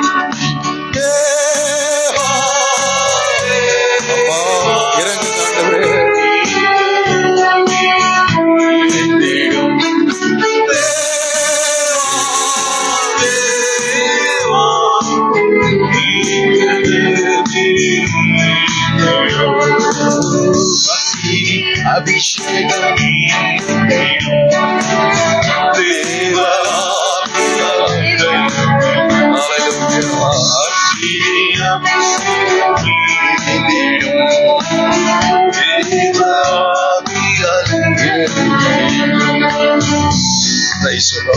தேவ செய்தியின் முடிவில் கொஞ்ச நேரம் இன்றைக்கு இந்த பரிசுத்த ஆவியின் வல்லமையை பெற்றுக் கொள்ளும்படியாக நாம் ஜெபிக்க போகிறோம். தொடர்ந்து நாம் கர்த்தருடைய வார்த்தையை கேட்க போகிறோம். இந்த ஒத்னியேலை கர்த்தர் நியாயாதிபதியாக மாற்றினதற்கு வேற ஒன்றும் அல்ல, அவன் தேவனுடைய ஆவியினால் என்ன செய்யப்பட்டான்? நிரப்பப்பட்டிருந்தான். அதனாலதான் சொல்றாரு அப்போஸ்தலர் புத்தகம் 1 8வது வசனத்துல, இந்த வாக்குத்தத்தம் பண்ணப்பட்ட இந்த ஆவியை, பரிசுத்த ஆவி உங்களிடத்தில் வரும், அப்பொழுது நீங்கள் பலனடைந்து எருசலேமிலும் யூதேயாவிலும் சமாரியாவிலும் பூமியின் எல்லை பரிந்தும் எனக்கு சாட்சிகளாய் இருப்பீர்கள் என்று சொல்றார். வேற ஒன்றும் இல்லை. இந்த காலவேளை நீங்கள் கர்த்தருக்கு சாட்சிகளாய் மாற வேண்டும் என்றால் 2 காரியம்தான். மோசையை எழுதி கொடுத்த அல்லது கர்த்தர் நமக்கு கொடுத்த இந்த நியாயப்பிரமாண வார்த்தைகளை அப்படியே கை கொள்ள நம்மை அர்ப்பணிக்க வேண்டும். நான் அதிகமாய் சொல்லுகிற ஒரு காரியம், உலகத்திலிருந்து நீங்கள் கற்றுக்கொள்ள உலகத்திற்கு போவதில்லை, உலகத்திற்கு கற்றுக் கொடுக்க கர்த்தர் உங்களை உலகத்திற்குள் அனுப்புகிறார். விசேஷமாக வாலிப பிள்ளைகள், சிறு பிள்ளைகள் எல்லாரையும் பார்த்து சொல்லுகிறேன், உலகத்திற்கு கொடுக்க கர்த்தர் உலகத்திற்குள், நீங்க சில காரியங்களை பாடங்களை கற்றுக்கொள்ள நீங்க போலாம், ஆனால் நீங்கள் கற்றுக் கொடுக்க நீங்கள் கடந்து செல்கிறீர்கள். இந்த நியாயப்பிரமாண வார்த்தையை கர்த்தர் கொடுத்திருக்கிறார். ஒரு நல்ல குடும்பத்தை கர்த்தர் கூட காலேபுடைய குடும்பத்துல கர்த்தர் இந்த ஒத்னியேலை வச்சிருந்தார். அந்த உத்தமமான இருதயம் இந்த ஒத்னியேலுக்குள்ள இருந்தது. அந்த ஆவியை அவன் பெற்றுக்கொண்டான். அவனை சுற்றிலும் இருக்கிற இஸ்ரவேல் ஜனங்கள் கர்த்தருடைய வார்த்தையை விட்டு விட்டார்கள், ஆனால் ஒத்னியேல் விடல. கர்த்தருடைய கண்கள் அப்படியே சுற்றி உலாவிக் கொண்டது. தம்மை பற்றி உத்தம இருதயத்தோடு தம்முடைய வல்லமையை விளங்க பண்ணும்படி கர்த்தருடைய கண்கள் பூமியின் மேல் என்ன செய்கிறதாம்? உலாவிக் கொண்டே இருக்கிறது. நன்றாய் உண்மை. அதான் எல்லாரும் அப்படி இருக்காங்க, உலகத்தோடு தான். அவங்க எல்லாம் இருக்காங்களே, இவங்க எல்லாம் இருப்பாங்களே, அந்த ஊழியர்கள் அப்படி இருக்காங்களே, நீங்க அப்படி நினைக்காதீங்க.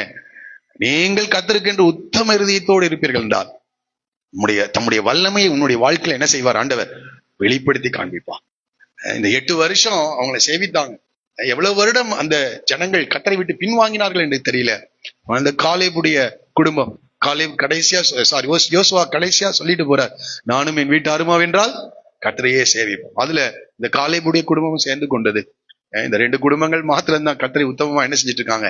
பின்பற்றி கொண்டிருக்கிறார். அதுல இந்த காலேபுடைய குடும்பத்துல இருந்த இந்த ஒத்னியேலை கர்த்தர் சரியான நேரத்துல கர்த்தர் அவனை ஏற்படுத்துகிறார். நன்றாய் புரிந்து கொள்ளுங்கள்.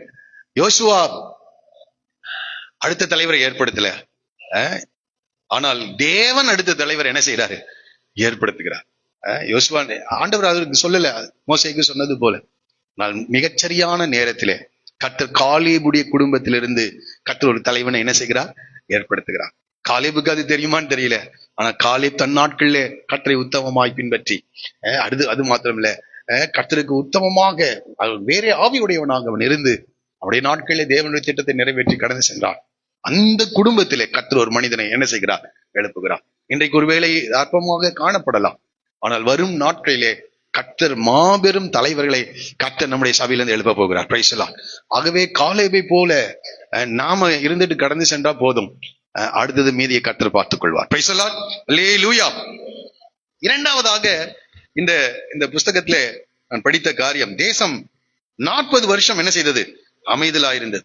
12வது வசனத்துக்கு வரும்போது, இஸ்ரவேல் புத்திரர் மறுபடியும் கர்த்தருடைய பார்வைக்கு பொல்லாப்பானதை செய்தார்கள். அவர்கள் கர்த்தரின் பார்வைக்கு பொல்லாப்பானதை செய்தபடியால் கர்த்தர் எக்லோன் என்னும் மோவாபின் ராஜாவை இஸ்ரவேலுக்கு விரோதமாக பலக்க பண்ணினார். அப்ப பாருங்க, ஆண்டவர் விரோதமாக நாம செய்தா ஆண்டவர் என்ன செய்யணும்னு ஆண்டவருக்கு செய்கிறது. இந்த எக்லோன் என்ற ராஜா என்ன யாரா? மோவாபின் ராஜா. மோவாப் இஸ்ரவேல் ஜனங்களுக்கு யாரு? ரொம்ப சொந்தங்க. ஆபிரகாம் லோத்தை குறித்து படிக்கிறோம். இந்த லோத்தின் சந்ததியிலே இந்த மோவாப் வருகிறார். கீழே நீங்க படிச்சு பாத்தீங்கன்னா, அவன் அம்மோன் புத்திரரையும் அமலேக்கியரையும் கூட்டிக் கொண்டு வந்து இஸ்ரவேலை, அவன் தனியா வரல, யாரை கூட்டிட்டு வந்தான்? அமலேக்கியர்களையும் மோவாபின் புத்திரர் அம்மோன் புத்திரரையும் என்ன செய்யலாம்? இந்த 3 பேரும் யாருதான்? இஸ்ரவேல் ஜனங்களுக்கு சொந்தம் தான். அமலேக்கியர்கள் ஏசாவின் சந்ததி. அடுத்தது மோவாபு யாருதான்? லோத்தின் புத்திரர் தான். மோவாப் அம்மோனியர்கள் லோத்தின் புத்திரர். அப்போ கர்த்தர் யார எழுப்புறார் என்றால், உறவுகளுக்கு மத்தியிலேயே சத்துருக்களை என்ன செய்கிறார்? ஏற்படுத்துகிறார். இப்ப பாருங்க, இஸ்ரவேலை முறியடித்தான், பேரிச்ச மரங்களின் பட்டணத்தையும் பிடித்தான். நான் இதை படிச்சேன், என்னது பேரிச்ச மரங்களின் பட்டணம்? இந்த பேரிச்ச மரங்களின் பட்டணம் வேற ஒன்றும் இல்ல, எரிகோவை தான் அங்கு சொல்லுகிறார். எரிகோவுக்கு தான் என்னன்னு பேர், இன்னொரு பேர் இருக்கு, பேரிச்ச மரங்களின் பட்டணம் என்று சொல்லப்பட்டிருக்கு. இப்பொழுது இந்த எரிகோவை அவன் பிடித்து விட்டான். இப்போ இந்த இடத்திலிருந்து அவர்கள் 18 வருஷம் இந்த எக்லோன் என்ற ராஜா இந்த இந்த இஸ்ரவேல் ஜனங்களை ஆளுகை செய்து கொண்டிருக்கிறான். பாருங்க, இப்படியே இஸ்ரவேல் புத்திரர் எக்லோன் என்னும் மோவாபின் ராஜாவை 18 வருஷம் சேவித்தார். கொஞ்சம் யோசிச்சு பாருங்க, 18 வருஷம் இன்னொருத்தருக்கு கீழே அடிமையா இருக்கிறதுன்னா சாதாரண காரியம் அல்ல. இப்போ இந்த 18 வருஷம் இன்னொரு அடுத்த ஜெனரேஷன் போகுது. இப்போ இஸ்ரவேல் புத்திரர் மறுபடியும் கர்த்தரை நோக்கி கூப்பிட்டார். கர்த்தர் அவர்களுக்கு இப்ப பாருங்க, இந்த யூதாவின் கோத்திரத்திலிருந்து யாரை எழுப்பினாரு? ஒத்தினியலை எழுப்பினாரா? இப்ப ஜனங்கள் கூப்பிடும் போது எந்த கோத்திரத்திலிருந்து கர்த்தர் ரட்சகனை எழுப்புகிறார்? பென்யமீன் கோத்திரத்தான் ஆகிய கேராவின் மகன் ஏகூத் என்னும் ரட்சகனை எழும்ப பண்ணினார் என்று படிக்கும். ஏகூத் என்கிற இவன் இவன் யாரா? இவன் பென்யமீன். இதெல்லாம் காரணம் இல்லாமல் அங்கே அந்த வார்த்தைகள் சொல்லப்படவில்லை. இப்ப அடுத்த வார்த்தை சொல்லுகிறது, அவன் இடது கை பழக்கம் உடையவனாயிருந்தான் என்று சொல்லப்பட்டது. அவன் இடது கை பழக்கம். ஆனா என்ன சொல்றாங்கன்னா, அவனுடைய வலது கை செயல்படாத நிலையில் இருந்தான், சூம்பி போன நிலை. அந்த வலது கையை பயன்படுத்த முடியாத நிலையில் இருந்தான். அவன் எந்த கோத்திரம் தெரியுமா? எந்த கோத்திரம்? பென்யமீன் என்ற வார்த்தையை இந்த யாக்கோபு இந்த பிள்ளைக்கு வைக்கும் போது அவங்க அம்மா ஏற்கனவே ஒரு பெயரை வச்சிருந்தாங்க. என்ன பேரு? பென்னமி. என்ன அதனுடைய அர்த்தம்? என்ன? என் துக்கத்தின் மகனே என்று பெயர், என் துக்கத்தின் மகனே. அப்ப உடனே இந்த யாக்கோபு பார்த்துட்டு இந்த சூழ்நிலையை புரிந்து கொண்டு அந்த அம்மா துக்கத்தின் மகனேன்னு வைக்கிறாங்க. ஆனா இந்த யாக்கோபு இந்த பிள்ளைக்கு துக்கத்தின் மகனேன்னு வைக்காம பென்யமீன் என்று வைக்கிறாங்க. பென்யமீன் என்ற வார்த்தைக்கு என்னன்னா, என் வலது கரத்தின் மகனே என்று பேர். என்னுடைய ஆமா, son of my right hand என்று பேர். Son of my right hand, என்னுடைய வலது கரத்தின் மகனே என்று அந்த அந்த அந்த அந்த பிள்ளைக்கு பேர் வைக்கிறாங்க. ஆனா இந்த ஏகூத் எப்படி பிறந்திருக்கான்? இடது கை பழக்கம் உடையவனா இருக்கான். நன்றாய் புரிந்து கொள்ளுங்கள். சில நேரங்களிலே பெயருக்கும் வாழ்க்கைக்கும் என்ன இருக்காது, சம்பந்தம் நேரா இருக்கும். நன்றாய் இந்த வார்த்தையை யாராவது கேளுங்க. அப்படி ஏதாவது இருக்கும் என்றால் நன்றாய் புரிந்து கொள்ளுங்கள். காரணம் இல்லாம உன் வாழ்க்கையில மட்டும் அப்படி பண்ணல. நீங்கள் கர்த்தருக்கு உங்களை சரியாக அர்ப்பணிப்பீர்கள் என்றால் கர்த்தர் உன்னுடைய பலவீனத்தை கர்த்தர் பலமுள்ளதாய் மாற்றுவார். உன் பலவீனத்தையே கர்த்தர் என்னவா மாத்துவாரு? பலமுள்ளதாய் கர்த்தர் மாற்று. எனக்கு இது படித்த போது பென்யமீன் என்றாலே வலது கரத்தின் மகன் என்று சொல்லப்பட்டிருக்கு. ஆனா இவன் எப்படி பிறந்திருக்கான்? பென்யமீன் கோத்திரத்துல அநேகர் இருந்தாங்க. இந்த பென்யமீன் கோத்திரத்தாரை குறித்து ஒரு வார்த்தையை நான் உங்களுக்கு சொல்லும்படி விரும்புகிறேன். 1 நாளாகமத்தின் புஸ்தகம் 12ஆம் அதிகாரம் 1-2 வசனத்தை வாசிச்சு பாருங்க.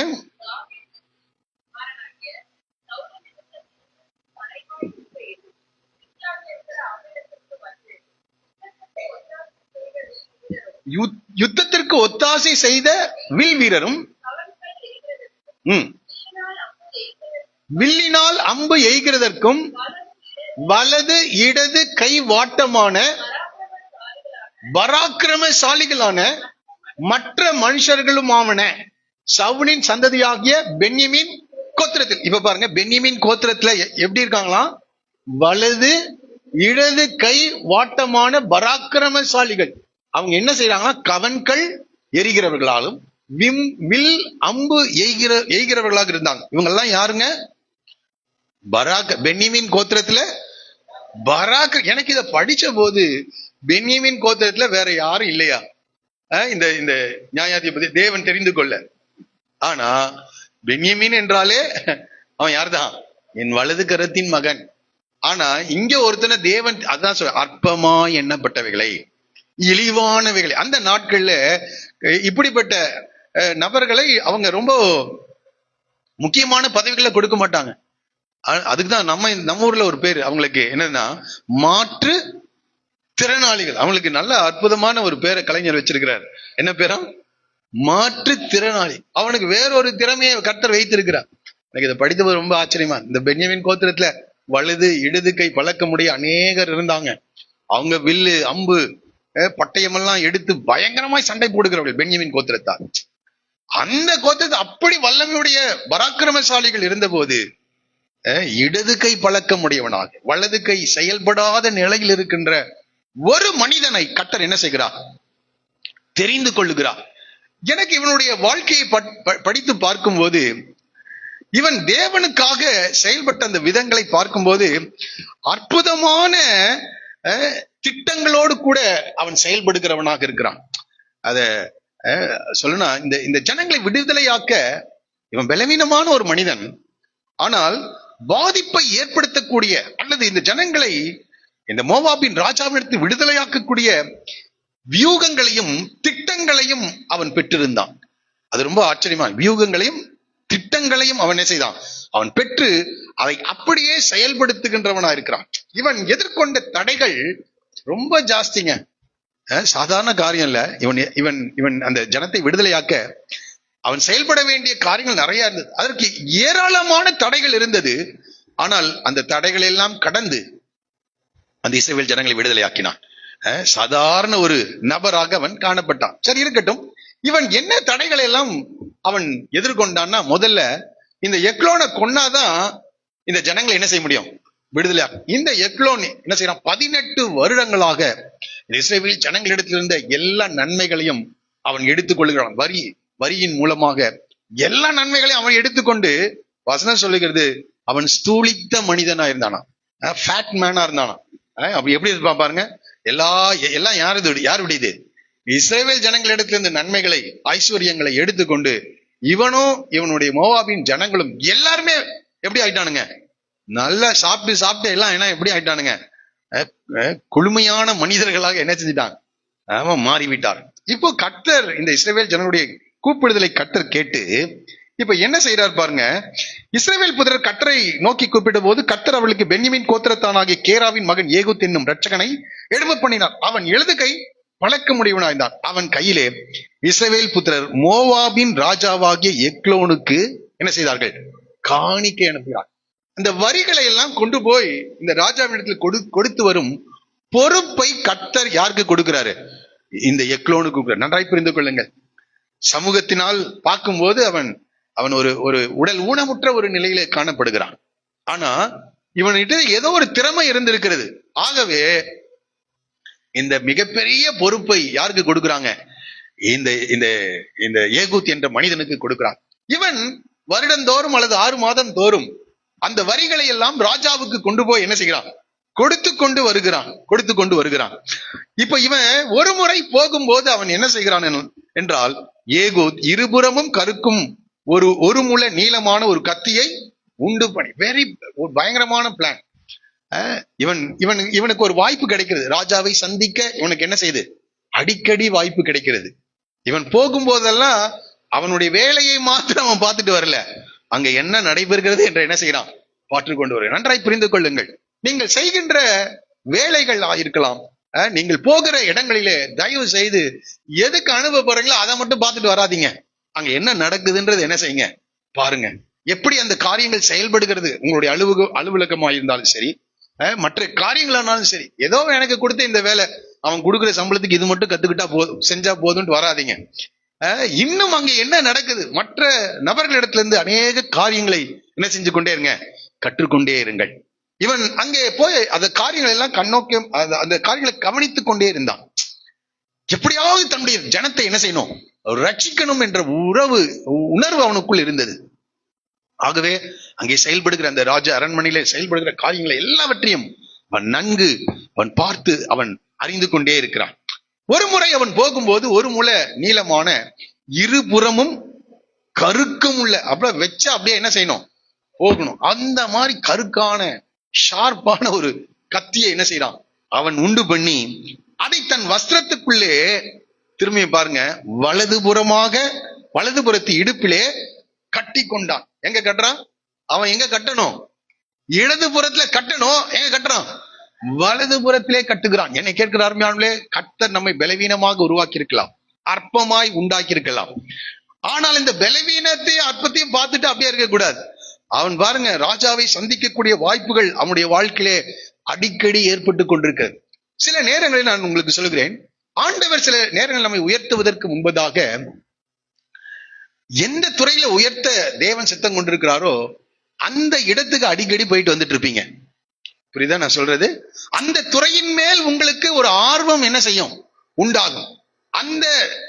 அந்த துறையிலிருந்து சில வாய்ப்புகள் உங்களை தேடி என்ன செய்யும், நீங்க அதுல பெரிய சிறப்பானவர்களா இல்லாமல் இருக்கலாம், ஆனால் அந்த வாய்ப்புகள் என்ன செய்யும், உங்களை தேடி வரும். நான் சொல்றேன் பாருங்க, கர்த்தருடைய ஆவியானவர் தாவீதின் மேல் இருந்தாரு. இப்ப அரண்மனையிலே சுரமண்டலத்தை வாசிக்க ஒரு அழைப்பு என்ன செய்கிறது. இது தற்செயலாய் நடந்த ஒரு காரியம் அல்ல. உங்களுடைய வாழ்க்கையின் ஒவ்வொரு சூழ்நிலைகளிலேயும் அந்த வாய்ப்புகள் சரியா வருதுன்னா அது அது அது தேவனிடத்திலிருந்து வருகிறது. அன்றியும் அவருடைய தீர்மானத்தின்படி அழைக்கப்பட்டவர்களாய் தேவனிடத்தில் அன்பு கூறுவர்களுக்கு சகலமும் நன்மைக்கு ஏதுவாய். நன்றாய் புரிந்து இதை தயவு செய்து கவனியுங்க. இவன் பார்த்துட்டே இவனுக்கு மற்ற அந்த தேசத்தை எத்தனையோ வலது இடது கை பழக்கமுடையவர்கள் இருக்காங்க, பராக்கிரமசாலிகள் இருக்காங்க. இவன் சூம்பின கையுடையவனாக இருக்கின்றான். இவனுக்கு ஒரு வாய்ப்பு அங்கே வந்து கொண்டிருக்கு. அவன் அந்த சூழ்நிலையை சற்று நன்றா பார்த்து கொண்டே இருக்கான். அவன் ஒரு திட்டம் எடுக்கிறான். எப்படியாவது இந்த எக்லோனை முடித்து அழித்து இந்த இஸ்ரவேல் ஜனங்களை கர்த்தருக்காக என்ன செய்யணும், விடுதலையாக்க வேண்டும் என்ற உணர்வோடு கூட அவன் ஒரு காரியத்தை செய்கிறான். அதை செய்து தன்னுடைய வலது பக்கத்தில் என்ன செய்தானாம், இடுப்பிலே கட்டிக்கொண்டு காணிக்கையை மோவாபின் ராஜாவாகிய எக்லோனுக்கு. எனக்கு ஒரு பெரிய ஆச்சரியம் என்னன்னா, இந்த கத்தியோடு கூடவே எங்க போயிருக்கான், ராஜாவை சந்திக்க போயிருக்கிறான். நன்றாய் புரிந்து, இதுக்கு ஒரு ரொம்ப சாதாரண காரியம் இல்லை. ஒரு ராஜாவை சந்திக்கணும்னா முதல்ல என்ன செய்வாங்க, உங்களை தரோவா செக் பண்ணிடுவாங்க. ராஜாவை சந்திக்கின்ற ஒரு வாய்ப்பு கிடைக்கிறது. பல முறை போயிட்டு வந்திருப்பான்னு நினைக்கிறேன். அவங்க என்ன நினைச்சிருப்பாங்க, இந்த சூம்பின கை, அவன் கை எப்படி இருந்திருக்கும்னு பாத்துக்கங்க, இவன் ஒன்னும் பெரிய காரியத்தை என்ன செஞ்சிட மாட்டான், செய்து விட மாட்டான் என்று அவங்க என்ன செய்ய அற்பமா எண்ணினார்கள். ஃபர்ஸ்ட் காரியம் அதுதான். ரெண்டாவது, நம்பிக்கையை ஏற்படுத்துகிற விதத்தில் அவன் என்ன செய்திருக்கிறான், நடந்திருக்கிறான். இங்க நான் படித்த போது பாருங்க, காணிக்கையை சுமந்து அவன் காணிக்கையை செலுத்தி தீர்ந்த போது காணிக்கையை சுமந்து வந்த ஜனங்களை என்ன செய்தான், அனுப்பிவிட்டான். அவனோ கில்கால்வில சிலைகள் இருக்கும் இடத்திலிருந்து மறுபடியும் திரும்பி வந்து, ராஜாவே உம்மிடத்தில் சொல்ல வேண்டிய ரகசியமான ஒரு வார்த்தை. இப்ப பாருங்க, அடுத்தது என்னன்னா, அரண்மனையில ராஜாவை சுற்றி யாரும் இருப்பாங்க. இன்றைய நாட்கள்ல ஃபேன் எல்லாம் ஓடுது. ஃபேன்ஸ் அந்த விசிறி வைத்து 2 பேர் என்ன செஞ்சுட்டு இருப்பாங்க, விசிறி. இதெல்லாம் நம்ம ஒரு போட்டோல பாக்குறது தான். அடுத்தது அவனை சுற்றிலும் மந்திரிகள் எல்லாம் என்ன செஞ்சிருப்பாங்க, அவனுக்கு அவனுடைய பாதுகாப்பு அலுவலர்கள் எல்லாம் இருப்பாங்க. பெரிய அங்க நிறைய பேர் இருப்பாங்க. இப்ப தனியா ஆளை சந்திக்கணும். யார, அரண்மனைக்கு போறதுக்கு ஒரு வாய்ப்பு கிடைக்குது. அடுத்தது அவன் ஒரு காரியங்களை எல்லாம் நன்றாய் அறிந்து கொண்டு திட்டமிடுகிறான். அடுத்தது இந்த ராஜாவை தனியா ஒரு இடத்துல என்ன செய்யணும். நாமளா இருந்தா என்ன செய்வோம், இந்த ராஜாவை எப்படிங்க தனியா பிடிக்கிறது, அதுக்கு வாய்ப்பே இல்லைன்னு இந்த திட்டத்தையே என்ன செஞ்சிருப்போம், விட்டுருப்போம். ஆனா இவன் பாருங்க, திட்டமிட்டு சரியாக அவன் தன்னுடைய காய்களை நகர்த்துகிறவனா இருக்கிறான். இப்போ அதுக்காக ஒரு காரியத்தை சொன்னான்.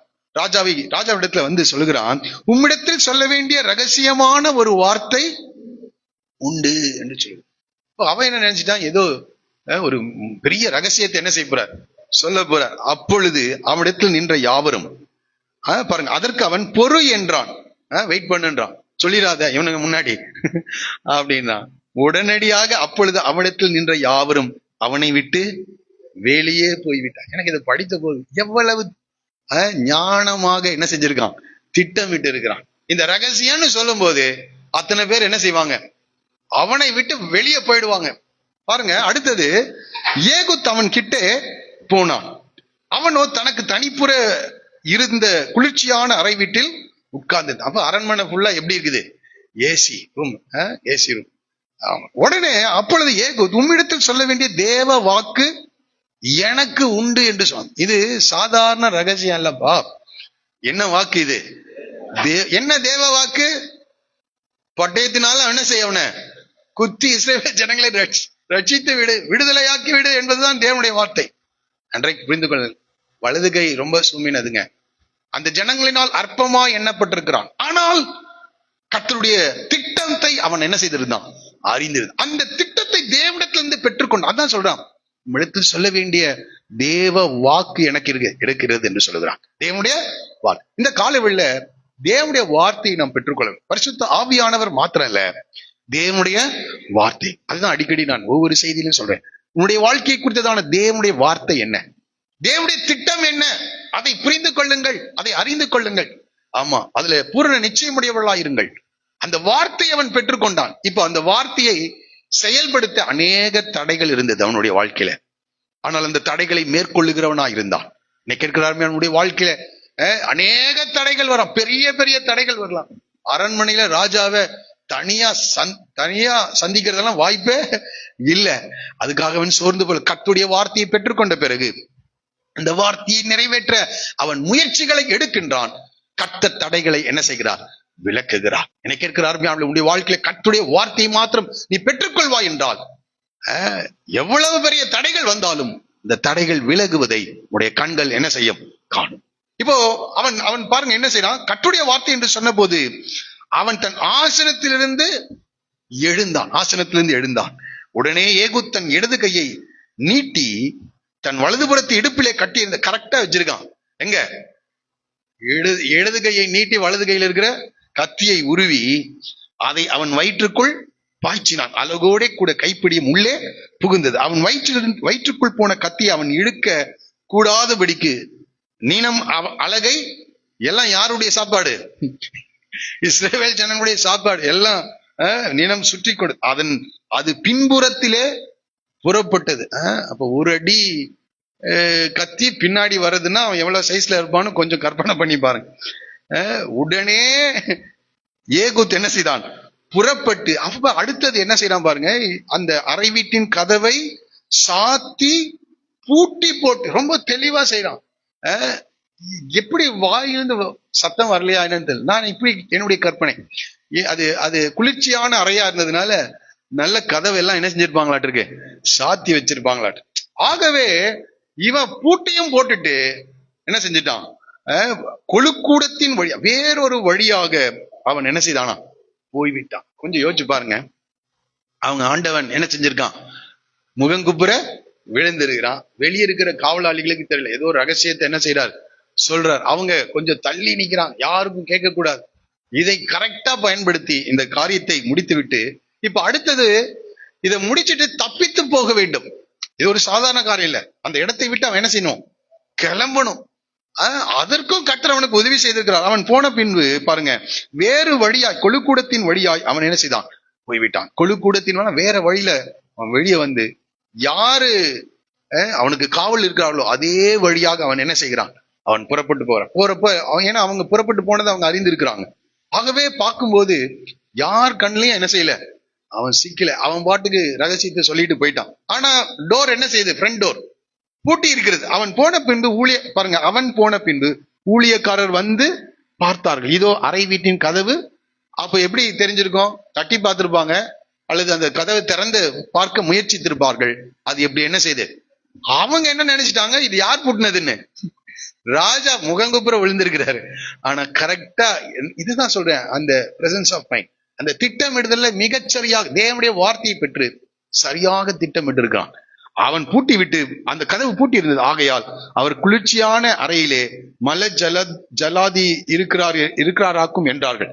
ஏதோ வேற வேலை, ரெஸ்ட் ரூம்ல போய் ஏதோ வேலை செஞ்சுட்டு இருக்கிறாருன்னு நினைத்து கொண்டார்கள். அவர்கள் சலித்து போக மட்டும் காத்திருந்தார். பாருங்க, இது இவங்களுக்கு பாருங்க, ஆண்டவர் பாருங்க, அவங்க யோசிக்கவே அவங்களை என்ன செய்யல. அவர்கள் எதிர்பாராத ஒரு காரியம். அவன் அறை வீட்டின் கதவை திறக்கவில்லை. ஆகையால் இப்ப வேற வழி இல்ல, ரொம்ப நேரம் ஆயிடுச்சு. ஒரு திறவுகோலை எடுத்து திறந்தான். இதோ அவர்கள் ஆண்டவன் தரையிலே செத்து கிடந்தான். அதற்குள்ள இவன் என்ன செஞ்சிட்டான்? அவர்கள் தாமதித்துக் கொண்டிருக்கும் போது ஏகூத் ஓடி போய் சிலைகள் உள்ள இடத்தை கடந்து சேயிராத்தை சேர்ந்து தப்பினான். என்னை கேட்கிறாங்க, சாதாரண மனிதர்களுடைய பார்வையில பலவீனமானவர்கள்.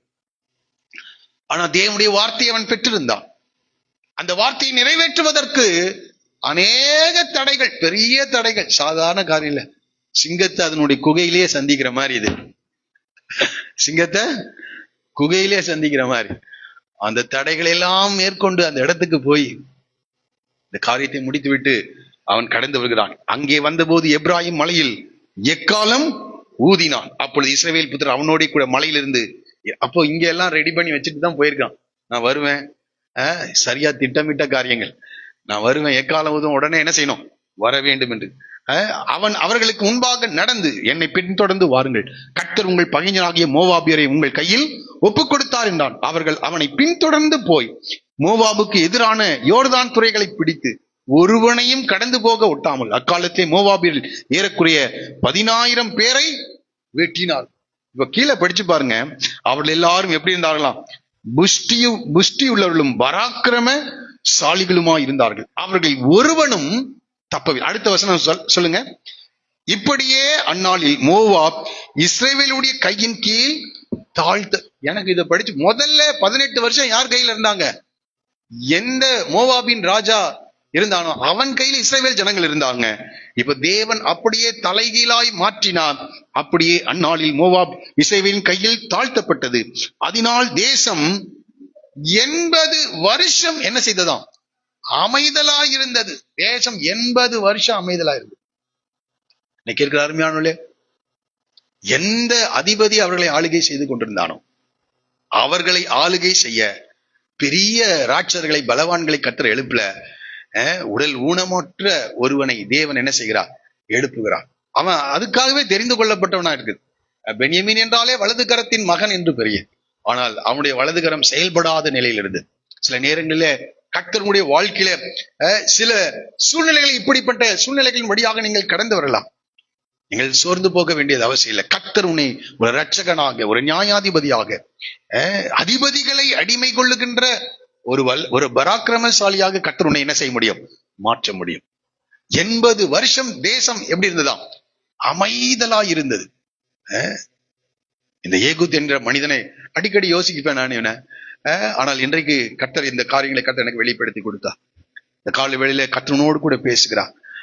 நீங்க சும்மா சும்மா போயிட்டு வர்ற இடம் சாதாரணது அல்ல. உங்களை வைத்திருக்கிற இடங்களிலே அநேக காரியங்கள் நீங்கள் கற்றுக்கொள்ள வேண்டும் என்று கர்த்தர் உங்களை அங்க கொண்டு போய் என்ன செய்யறார்?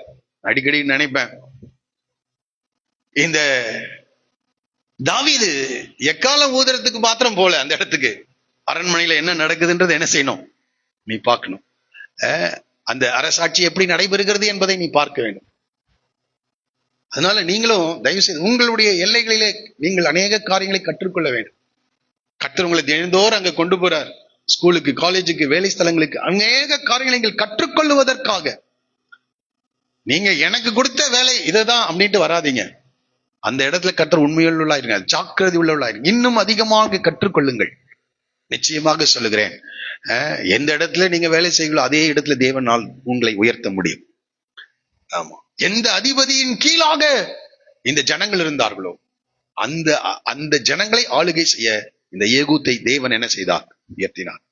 அடிக்கடி நான் சொல்லுகிற காரியம்தான், தாவீது சவுளுடைய ஊழியக்காரனா இருந்தான்.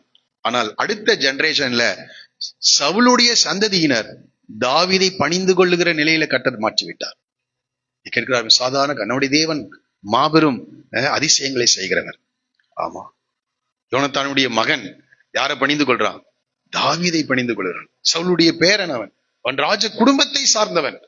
அந்த குடும்பம் கீஸ் பெரிய குடும்பம், பென்யமீன் கோத்திரத்துல பெரிய குடும்பம். ஆனால் அடுத்த ஜெனரேஷன்ல மேவிபோசேத் தானே, அவன் தாவீதை பணிந்து கொள்ளுகிறான். சொல்றான், செத்த நாயை போல் இருக்கிற என்னை நீ தேடி வந்தீரே என்று சொல்லுகிறான். எனக்கு இருக்கிறாருமே, அவனுடைய தேவன் தலைகீழாய் சூழ்நிலைகளை மாற்ற அவர் வல்லமையுடைய தேவனா இருக்கிறார். அப்போ இந்த இரண்டாவது காரியம்னா இந்த ஏகூத்தை நான் உங்களுக்கு காண்பித்தேன். மூன்றாவது 31வது வசனத்தை தயவு செய்து வாசிக்கலாம். அவனுக்கு பின்பாக ஆனாத்தின் குமாரன் சம்கார் எழும்பினான். அவன் பெலிஸ்தரில் 600 பேரை ஒரு தாற்றுக்கோளால் முறியடித்தான். அவனும் இஸ்ரவேலை. இவனுக்கு பாருங்க, பெரிய பேசேஜ் கொடுக்கல. ஒத்தினியலுக்கு கொடுத்தது போல, ஏகூத்துக்கு கொடுத்தது போல பெரிய வசனங்கள் எல்லாம் சொல்லல. எத்தனை வசனத்துல முடிச்சிட்டாங்க? ஒரே வசனம். எனக்கு இது பெரிய ஆச்சரியமா இருக்கு. ஆனாலும் தெரிந்து கொஞ்சம் யோசிச்சு பார்த்தேன். இந்த சம்கார் யார் என்றால், தயவு செய்து 5வது அதிகாரம் 8வது வசனம் வாசிங்க. 5ஆம் அதிகாரம் 8வது வசனம், மன்னிக்கணும் 6வது வசனம். ஆனாத்தின் குமாரன் ஆகிய சம்காரின் நாட்களிலும் யாகேலின் நாட்களிலும் பெரும் பாதைகள் பாலாக கிடந்தது, வழி நடக்கிறவர்கள் பக்க வழியாய் நடந்தார்கள். தெபோரால் ஆகிய நான் எழும்பும் அளவும். அப்போ தெபோரால் வாழ்ந்த நாட்களில அதுக்கு முன்னாடி வாழ்ந்த ஒரு மனிதன் தான் யாரு? இந்த சம்கார். ஏறக்குறைய அவர்கள் எல்லாம் ஒரே காலகட்டத்தை சார்ந்தவர்களாக இருக்கிறார்கள். சரி, இருக்கட்டும். சம்காரை கர்த்தர் எழுப்புகிறார். அவன் பெலிஸ்தரில் 600 பேரை ஒரு தாற்றுக்கோளால் என்ன செய்தான்? முறியடித்தான். ஏனென்றால் பெலிஸ்தரில் 5 அதிபதிகள் இருக்கிறதாக 3வது வசனத்திலே படித்தோம். ஆமா, 3வது அதிபதி. இந்த நாட்களுக்கு, ஏகுத்தின் நாட்களுக்கு பிறகு இந்த பெலிஸ்தியர்கள் இஸ்ரவேல் ஜனங்களுக்கு விரோதமாக செயல்படுகிறார்கள். அப்போ இந்த காலகட்டத்திலே கர்த்தர் இந்த சம்காரை எழுப்புகிறார். அவன் ஒரு தாற்றுக்கோளால் என்ன செய்தானா? எத்தனை பேரை? 600 பேரை முறியடித்தான். ஒரு பட்டயத்தினால் முறியடிக்கவில்லை, ஒரு ஈட்டியினால் என்ன செய்யல, முறியடிக்கவில்லை. தனி ஒரு மனிதனாக ஒரே நேரத்திலே எத்தனை பேரை முறியடித்தானா? ஒருத்தரை சந்திக்கலாம், ஒருத்தன் 2 பேரை சந்திக்கலாம், எதிர்கொள்ளலாம். ஆனா இவன் எவ்வளவு பேரை எதிர்கொண்டிருக்கான்? 600 பேரை எதிர்கொண்டு இருக்கிறான். இன்றைக்கெல்லாம் சினிமால இப்படிப்பட்ட காரியங்கள் எல்லாம் அதெல்லாம் அதுதான் ஆக்டிங், அது ஒரு மாயை. ஆனால் ரியல் லைஃப்ல இப்படிப்பட்ட காரியங்களை இந்த ஜனங்களை எதிர்கொண்டிருதை நாம் இங்கே 600 பேரை எதிர்கொண்டு. சரி, இவன் எடுத்துக்கொண்டு போன ஆயுதம் என்னன்னா ஒரு தாற்றுக்கோளால் அதை என்ன செய்தான்? அந்த இது ஆயுதமே கிடையாதான். அந்த பிக்சரை போட முடியுமா? இவன் அந்த தாற்றுக்கோள், இதை கொஞ்சம் தயவு செய்து பாருங்களேன். இது விவசாயத்துக்காக பயன்படுத்தப்படுகிற ஒரு ஒரு ஒரு கோல் என்று சொல்லுகிறார்கள். எதுக்காக பயன்படுத்துறாங்களா? விவசாயம். 8 அடி நீளம் உள்ள அந்த ஒரு கோலாக காணப்படுது. அதனுடைய முனையில இந்த வாக்கிங் ஸ்டிக் போல இருக்கிற ஒரு கூர்மையான முனை. இது எதுக்காக பயன்படுத்துவாங்க கொஞ்சம் தெரியுமா? விவசாயத்துல அந்த களை எடுப்பதற்கு, இந்த காரியத்துக்கு தான் இதை என்ன செய்வாங்க? பயன்படுத்துவாங்க. இவன் இந்த தாற்றுக்கோளால் என்ன செய்கிறான்? பெலிஸ்தியர்களில் 600 பேர், அந்த 5 அதிபதிகள் இருக்காங்க. இன்னைக்கும் அதே இடத்துல தான் பாலஸ்தீனியர்கள் இருக்காங்க. அதே ஊரு, அதே இடம், அதே மனிதர்கள் என்று சொல்கிறார். ஆனால் இந்த தாற்றுக்கோளால் எத்தனை பேரை கொண்டானா? 600 பேர். சரி, ஏன் இந்த தாற்றுக்கோளை பயன்படுத்தினான்? சில வசனங்களை உங்களுக்காக நான் வாசித்து காண்பிக்கும்படி விரும்புகிறேன். 1 சாமுவேலின் புத்தகம், மன்னிக்கணும், 1 நியாயாதிபதிகள் புஸ்தகம் 5ஆம் அதிகாரம் 8வது வசனத்தை வாசிங்க. நூதன தேவர்களை தெரிந்து கொண்டார்கள், அப்பொழுது யுத்தம் வாசல் வரையும் வந்தது. இஸ்ரவேலிலே 40,000 பேருக்குள்ளே கேடகமும் ஈட்டியும் காணப்பட்டது உண்டோ? அப்போ இஸ்ரவேலிலே என்ன இல்லையா? கேடகமும் ஈட்டியும் இல்லை. ஏன் இவன் தாற்றுக்கோளை பயன்படுத்தினான் புரியுதா? இவன் கிட்ட என்ன இல்ல? கேடகமும் இல்ல, ஈட்டியும் இல்ல. கேடகம் அவனை தற்பாது காத்துக் கொள்ள, ஈட்டி சத்ருவை எதிர்கொள்ள. ஆனா ஈட்டியும் இல்ல, கேடகம். இப்ப இருக்கிறது என்னதான்? இந்த விவசாயத்துக்கு பயன்படுத்துகிற இந்த தாற்றுக்கோள் தான் என்ன செய்து இருக்கிறது. நன்றாய் புரிந்து. ஏன் இவர்களுக்குள் இல்ல அப்படின்னா அதையும் நல்லா தெரிந்து கொள்ளுங்கள். வசனம் ரொம்ப அற்புதமா இருக்குது. 1 சாமுவேலின் புத்தகம் 13ஆம் அதிகாரம் 19 22 வரைக்கும் வாசிச்சு பாத்தீங்கன்னா, ஏன் இஸ்ரவேல் ஜனங்களுக்குள் இந்த ஈட்டியோ கேடகமோ இல்லை என்றால் 13ஆம் அதிகாரம் 19வது வசனம், எபிரேயர் பட்டயங்களை ஆகியும் ஈட்டிகளை ஆகியும் உண்டு பண்ணாதபடிக்கு பார்த்து கொள்ள வேண்டும் என்று பெலிஸ்தியர் சொல்லி இருந்தார்கள். இஸ்ரவேல் தேசத்தில் எங்கும் ஒரு கொல்லன், ஆமா அந்த கொல்லன் இரும்பு வேலை செய்கிறவங்க எந்த ஊர்ல இருக்காங்க? பெலிஸ்தியர் தேசத்துல தான் இருக்காங்க. அப்ப அவங்க மற்ற எல்லா ஆயுதங்களையும் சப்ளை பண்ணுவாங்க, உபகரணங்களையும். எதை மட்டும் இந்த இஸ்ரவேல் ஜனங்களுக்கு சப்ளை பண்ண மாட்டாங்க? ஈட்டியும் கேடகத்தையும் மட்டும், பட்டயத்தை மட்டும் என்ன செய்யறதில்ல? சப்ளை பண்றது இல்ல. பாருங்க, இஸ்ரவேலில் யாவரும் அவரவர் தங்கள் கொழு விரும்புகளையும் தங்கள் மண்வெட்டிகளையும் தங்கள் கோடாரிகளையும் தங்கள் கடப்பாறைகளையும் தீட்டி கூர்மையாக்குகிறதற்கு பெலிஸ்தியரிடத்திற்கு போக. இப்ப இவங்க கிட்ட என்னென்ன ஆயுதம் தான் இருக்குது? கொழு விரும்புகளையும் மண்வெட்டிகள், கடப்பாறை, இதுதான் வச்சிருக்கானுங்க. மற்ற ஆயுதத்தை இவனுக்கு யாருக்கு சப்ளை பண்றது இல்ல? இந்த இஸ்ரவேல் ஜனங்களுக்கு பெலிஸ்தியர் சப்ளை பண்றது இல்லை. ஏன்னா இந்த ஒர்க் ஷாப் ஃபுல்லா எங்கதான் இருக்குது? பெலிஸ்தியருடைய பாளையத்தில் இருக்கிறது. ஆகவே இவர்களுக்கு வேற ஒன்றும் இல்லை. என்ன கேட்கிற அருமையானே, மற்றவர்கள்கிட்ட பெரிய பெரிய காரியங்கள் இருக்கலாம், பணம் இருக்கலாம், திறமை இருக்கலாம், மனிதர்கள் இருக்கலாம், அதிகாரங்கள் இருக்கலாம், எல்லாம் இருக்கலாம். உங்ககிட்ட ஒண்ணும் இல்லை. எது மட்டும்தான் இருக்குது? தாற்றுக்கோள். அதனால்தான் தேவன் ஞானிகளை வெட்கப்படுத்தும்படி பைத்தியமானவை, இழிவாக எண்ணப்படுகளை கர்த்தர் வைத்து கர்த்தர் அற்புதங்களை செய்கிறார். கோலியாத்தை மேற்கொள்ள தாவீது பட்டயத்தோடு ஈட்டியோடும் போல ஒரு கவனும் கல்லோடு தான் என்ன செய்தான் போனான். ஏனென்றால் தேவனுக்கு முன்பாக எந்த மனிதனும் பெருமை பாராட்டாதபடிக்கு கர்த்தர் இந்த அற்பமானவர்களை கொண்டு கர்த்தர் ரட்சிக்க வல்லமையுடைய தேவனா இருக்கிறார். இன்னைக்கு கேட்கிறார். இங்க பாருங்க, இந்த தாற்றுக்கோளை எடுத்துக்கொண்டு போகிறான். ஏனென்றால் பெலிஸ்தியர் இவர்களுக்கு இந்த கேடகத்தையும் ஈட்டியும் கொடுக்க அவர்கள் மறுத்து விட்டார்கள். ஆனால் பெலிஸ்தியர்கள் 5 அதிபதிகள் இருக்கிறார்கள். நன்றாய் புரிந்து, 5 அதிபதிகள் இருக்கிறார்கள். ஆனால் ஒரு தனி மனிதனாக அந்த இடத்திற்கு அவன் கடந்து சென்று 600 பேரை என்ன செய்தான்? முறியடித்தான். அவனும் இஸ்ரவேலை என்ன செய்தான்? ரட்சித்தான். எந்த பெரிய பின்புலமும் இல்லைங்க. என் கிட்ட இவ்வளவுதான். இந்த சிறு பையன் கொடுத்தான் பாத்தீங்களா, 5 அப்பம் 2 மீன். சின்ன பையன், ஒரு நேர ஆகாரம். ஆனால் வந்திருக்கிற கூட்டம், ஆமா, 5000 புருஷர்கள்லாம் எத்தனை ஆயிரம் பேர் வந்தாங்கன்னு எனக்கு தெரியல. அத்தனை ஆயிரம் பேர் ஜனங்கள் அங்கு காணப்படுகிறார்கள். ஆனால் அந்த அவன் கையில இருந்த அந்த சிறிய ஆகாரத்தை ஆண்டவர் வாங்கி ஸ்தோத்திரம் பண்ணி பிட்டு ஜனங்களுக்கு கொடுத்தார். எல்லாரும் சாப்பிட்டு திருப்தி அடைந்து கடந்து சென்றார்கள். மீதியான துணிக்கைகளை 12 கூடை நிறைய என்ன செய்தாங்களாம்? எடுத்தாங்க. இந்த காலையில் உன்னிடத்துல இருக்கிற சிறிய பங்கை, உன்னிடத்துல இருக்கிற சிறிய காரியம், அது அற்பமா இருக்கலாம், இதை வைத்து பெரிய காரியத்தை செய்ய முடியுமா? ஈட்டி இல்ல, பட்டயம் இல்ல, ஒண்ணுமே இல்ல, இருக்கிறது கொஞ்சம் தான். அந்த தீர்க்கதரிசி அந்த விதவையை பார்த்து கேட்க, உன்னிடத்துல இருக்கிறது என்ன? என் இடத்துல ஒரு குடம் எண்ணெய் மாத்திரம் தான் என்ன செய்யுது இருக்குது. ஆனா அந்த கடன் கொடுத்தவர்கள் வந்து பிள்ளையை பிடித்துக் கொண்டு என்ன செய்யறாங்க? போறாங்க. அந்த கடன்களை அடைக்க இந்த ஒரு குடம் எண்ணெய் என்ன செய்யாது, பத்தாது. என்ன செய்வது என்று கேட்கும் போது கர்த்தர் ஒரு அற்புதத்தை அங்கே செய்கிறார். அந்த எண்ணெயை வைத்து கடன்களை அடைக்கத்தக்கதாகும். தொடர்ந்து அவர்கள் ஜீவனம் பண்ணும்படியாக வழி வாசல்களை தேவன் என்ன செய்தார்? ஏற்படுத்துகிறார். உன்னிடத்தில் இருக்கிறது என்ன? அது ஒரு தாற்றுக்கோளா இருக்கலாம், ஒரு கவன்கல்லா இருக்கலாம். சிம்சோனுக்கு கிடைத்தது பெரிய ஆயுதம் எல்லாம் கிடையாது பெலிஸ்தர்களை எதிர்கொள்ள. எதுதான் கிடைச்சிச்சு? நானும் அதான் யோசிச்சேன், ஏன் இவன் கழுதையின் தாடை எலும்பை எடுத்துக்கொண்டான்? ஏன்னா பெலிஸ்தியர்கள் கிட்டதான் இந்த ஈட்டி பட்டயம் செய்கிற வேலையெல்லாம் இருக்குது. அவங்க இவர்களுக்கு கொடுக்கவில்லை. ஆனால் சாதாரண ஒரு கழுதையின் தாடை எலும்பை எடுத்துக்கொண்டு தேவன் பெலிஸ்தியர்களில் 1000 பேரை சிம்சோன் என்ன செய்தான்? கொன்று குவித்தான். இஸ்ரவேலை 20 வருடங்கள் நியாயம் விசாரித்தான். அதே போலதான் மீதியானவர்களை ரட்சிக்க தேவன் மிகப்பெரிய ஒரு காரியத்தெல்லாம் செய்யல. பானையும் தீவெட்டியும் கொண்டு போனான். கிதியோன் கொண்டு போனா பானையும் தீவெட்டி, அற்பமான காரியங்கள். ஆனால் தேவனால் மகிமையான காரியங்களை செய்ய முடியும். இந்த அதிகாரத்துல அதிகமா 31 வசனத்துல கர்த்தர் கர்த்தர் கர்த்தர் என்ற வார்த்தை சொல்லப்படும். பெலிஸ்தியர்கள் 5 அதிபதிகள் இருக்கலாம். எக்லோன் என்ற ராஜா அவன் ஒரு அதிபதியாக இருக்கலாம். மெசொப்பொத்தாமியாவின் ராஜாக்கள் இருக்கலாம். ஆனால் தேவன் இந்த பிரபஞ்சத்தை ஆளுகை செய்து கொண்டிருக்கிறார். அந்த தேவனை நீங்களும் நானும் ஆராதித்துக் கொண்டிருக்கிறோம். அந்த தேவனை நீங்கள் எந்த சூழ்நிலையில் இருந்தாலும் அந்த தேவனை நோக்கி கூப்பிடுங்க. 3 காரியங்களை நான் சொன்னேன். 3 காரியங்கள். 1, பரிசுத்த ஆவியானுடைய அபிஷேகம். இரண்டாவதாக, தேவனுடைய வார்த்தையை அவன் பெற்றுக்கொண்டான்.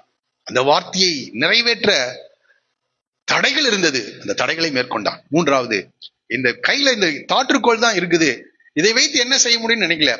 இவன் அந்த தைரியத்தோடு கூட அவன் அந்த சத்துருக்களை என்ன செய்தான்? எதிர்கொண்டான். கர்த்தர் பட்டயத்தினாலும் ஈட்டினாலும் ரட்சிக்கிறவர் அல்ல என்பதை அந்த பெலிஸ்தர்கள் தாவீதின் நாட்களில் இல்ல, சம்காரின் நாட்களே அறிந்து கொண்டார்கள்.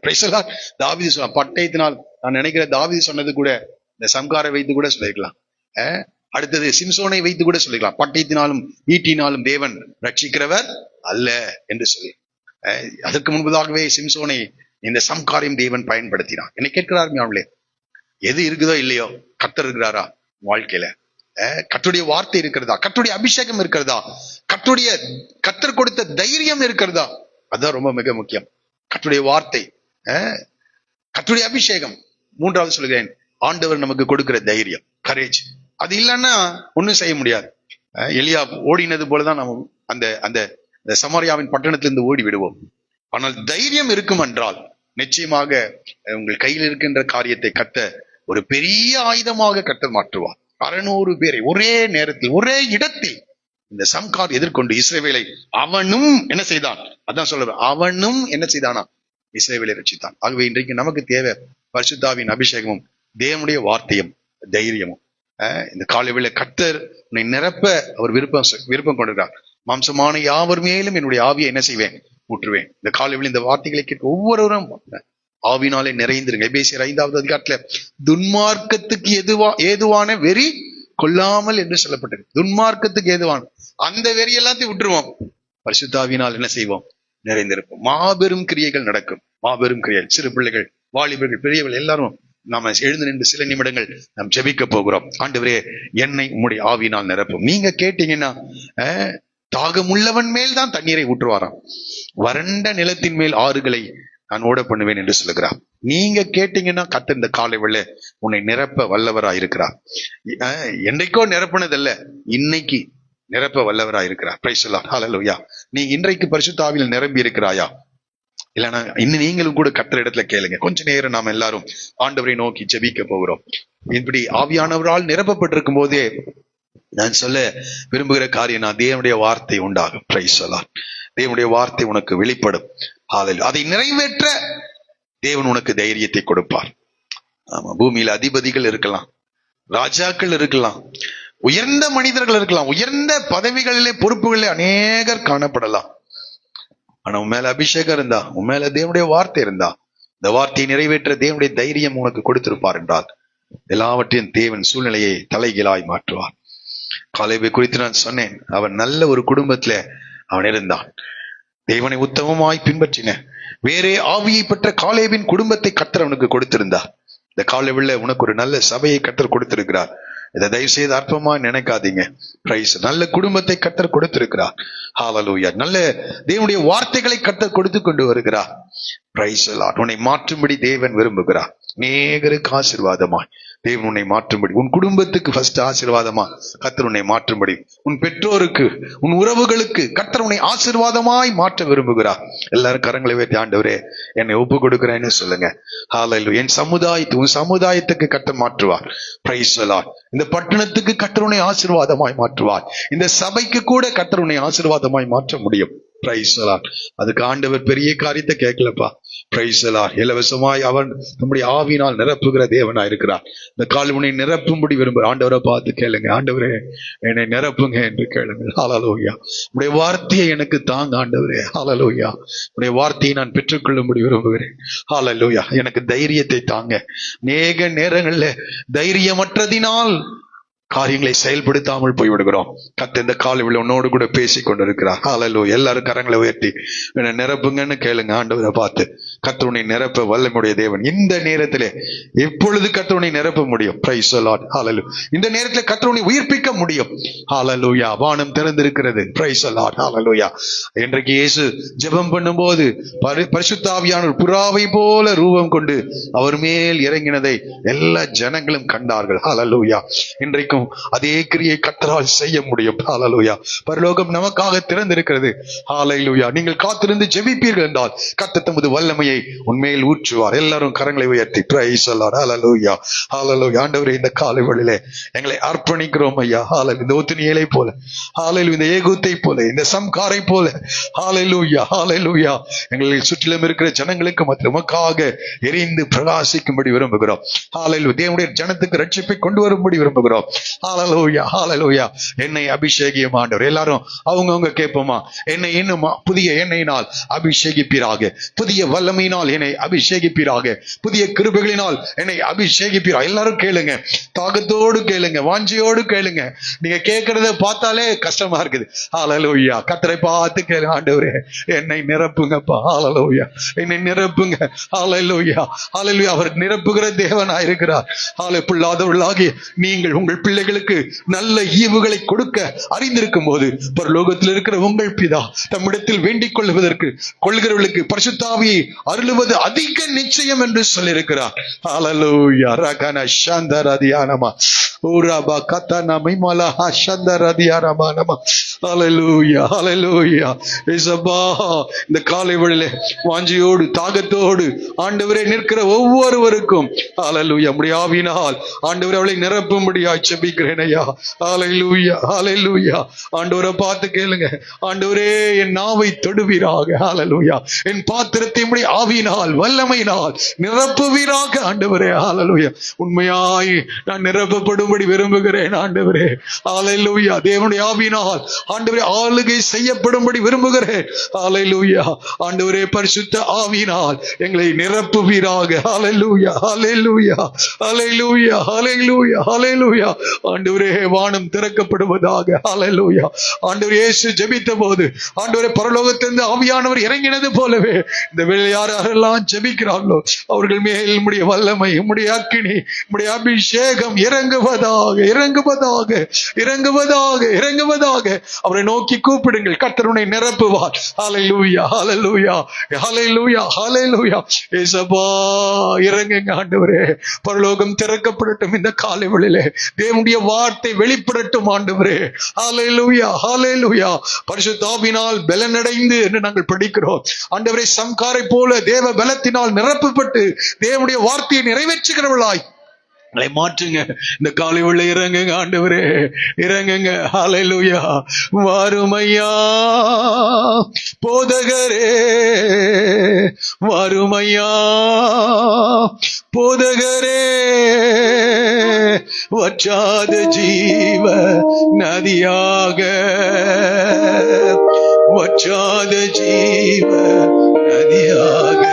எல்லாரும் கேளுங்க. வாருமையா போதகரே, வாருமையா போதகரே, வற்றாத ஜீவ நதியாக, வற்றாத ஜீவ நதியாக, வற்றாத ஜீவ. எங்களுக்குள்ளாக இருந்து ஜீவ உள்ள நதிகள் புறப்பட்டு போகட்டும்.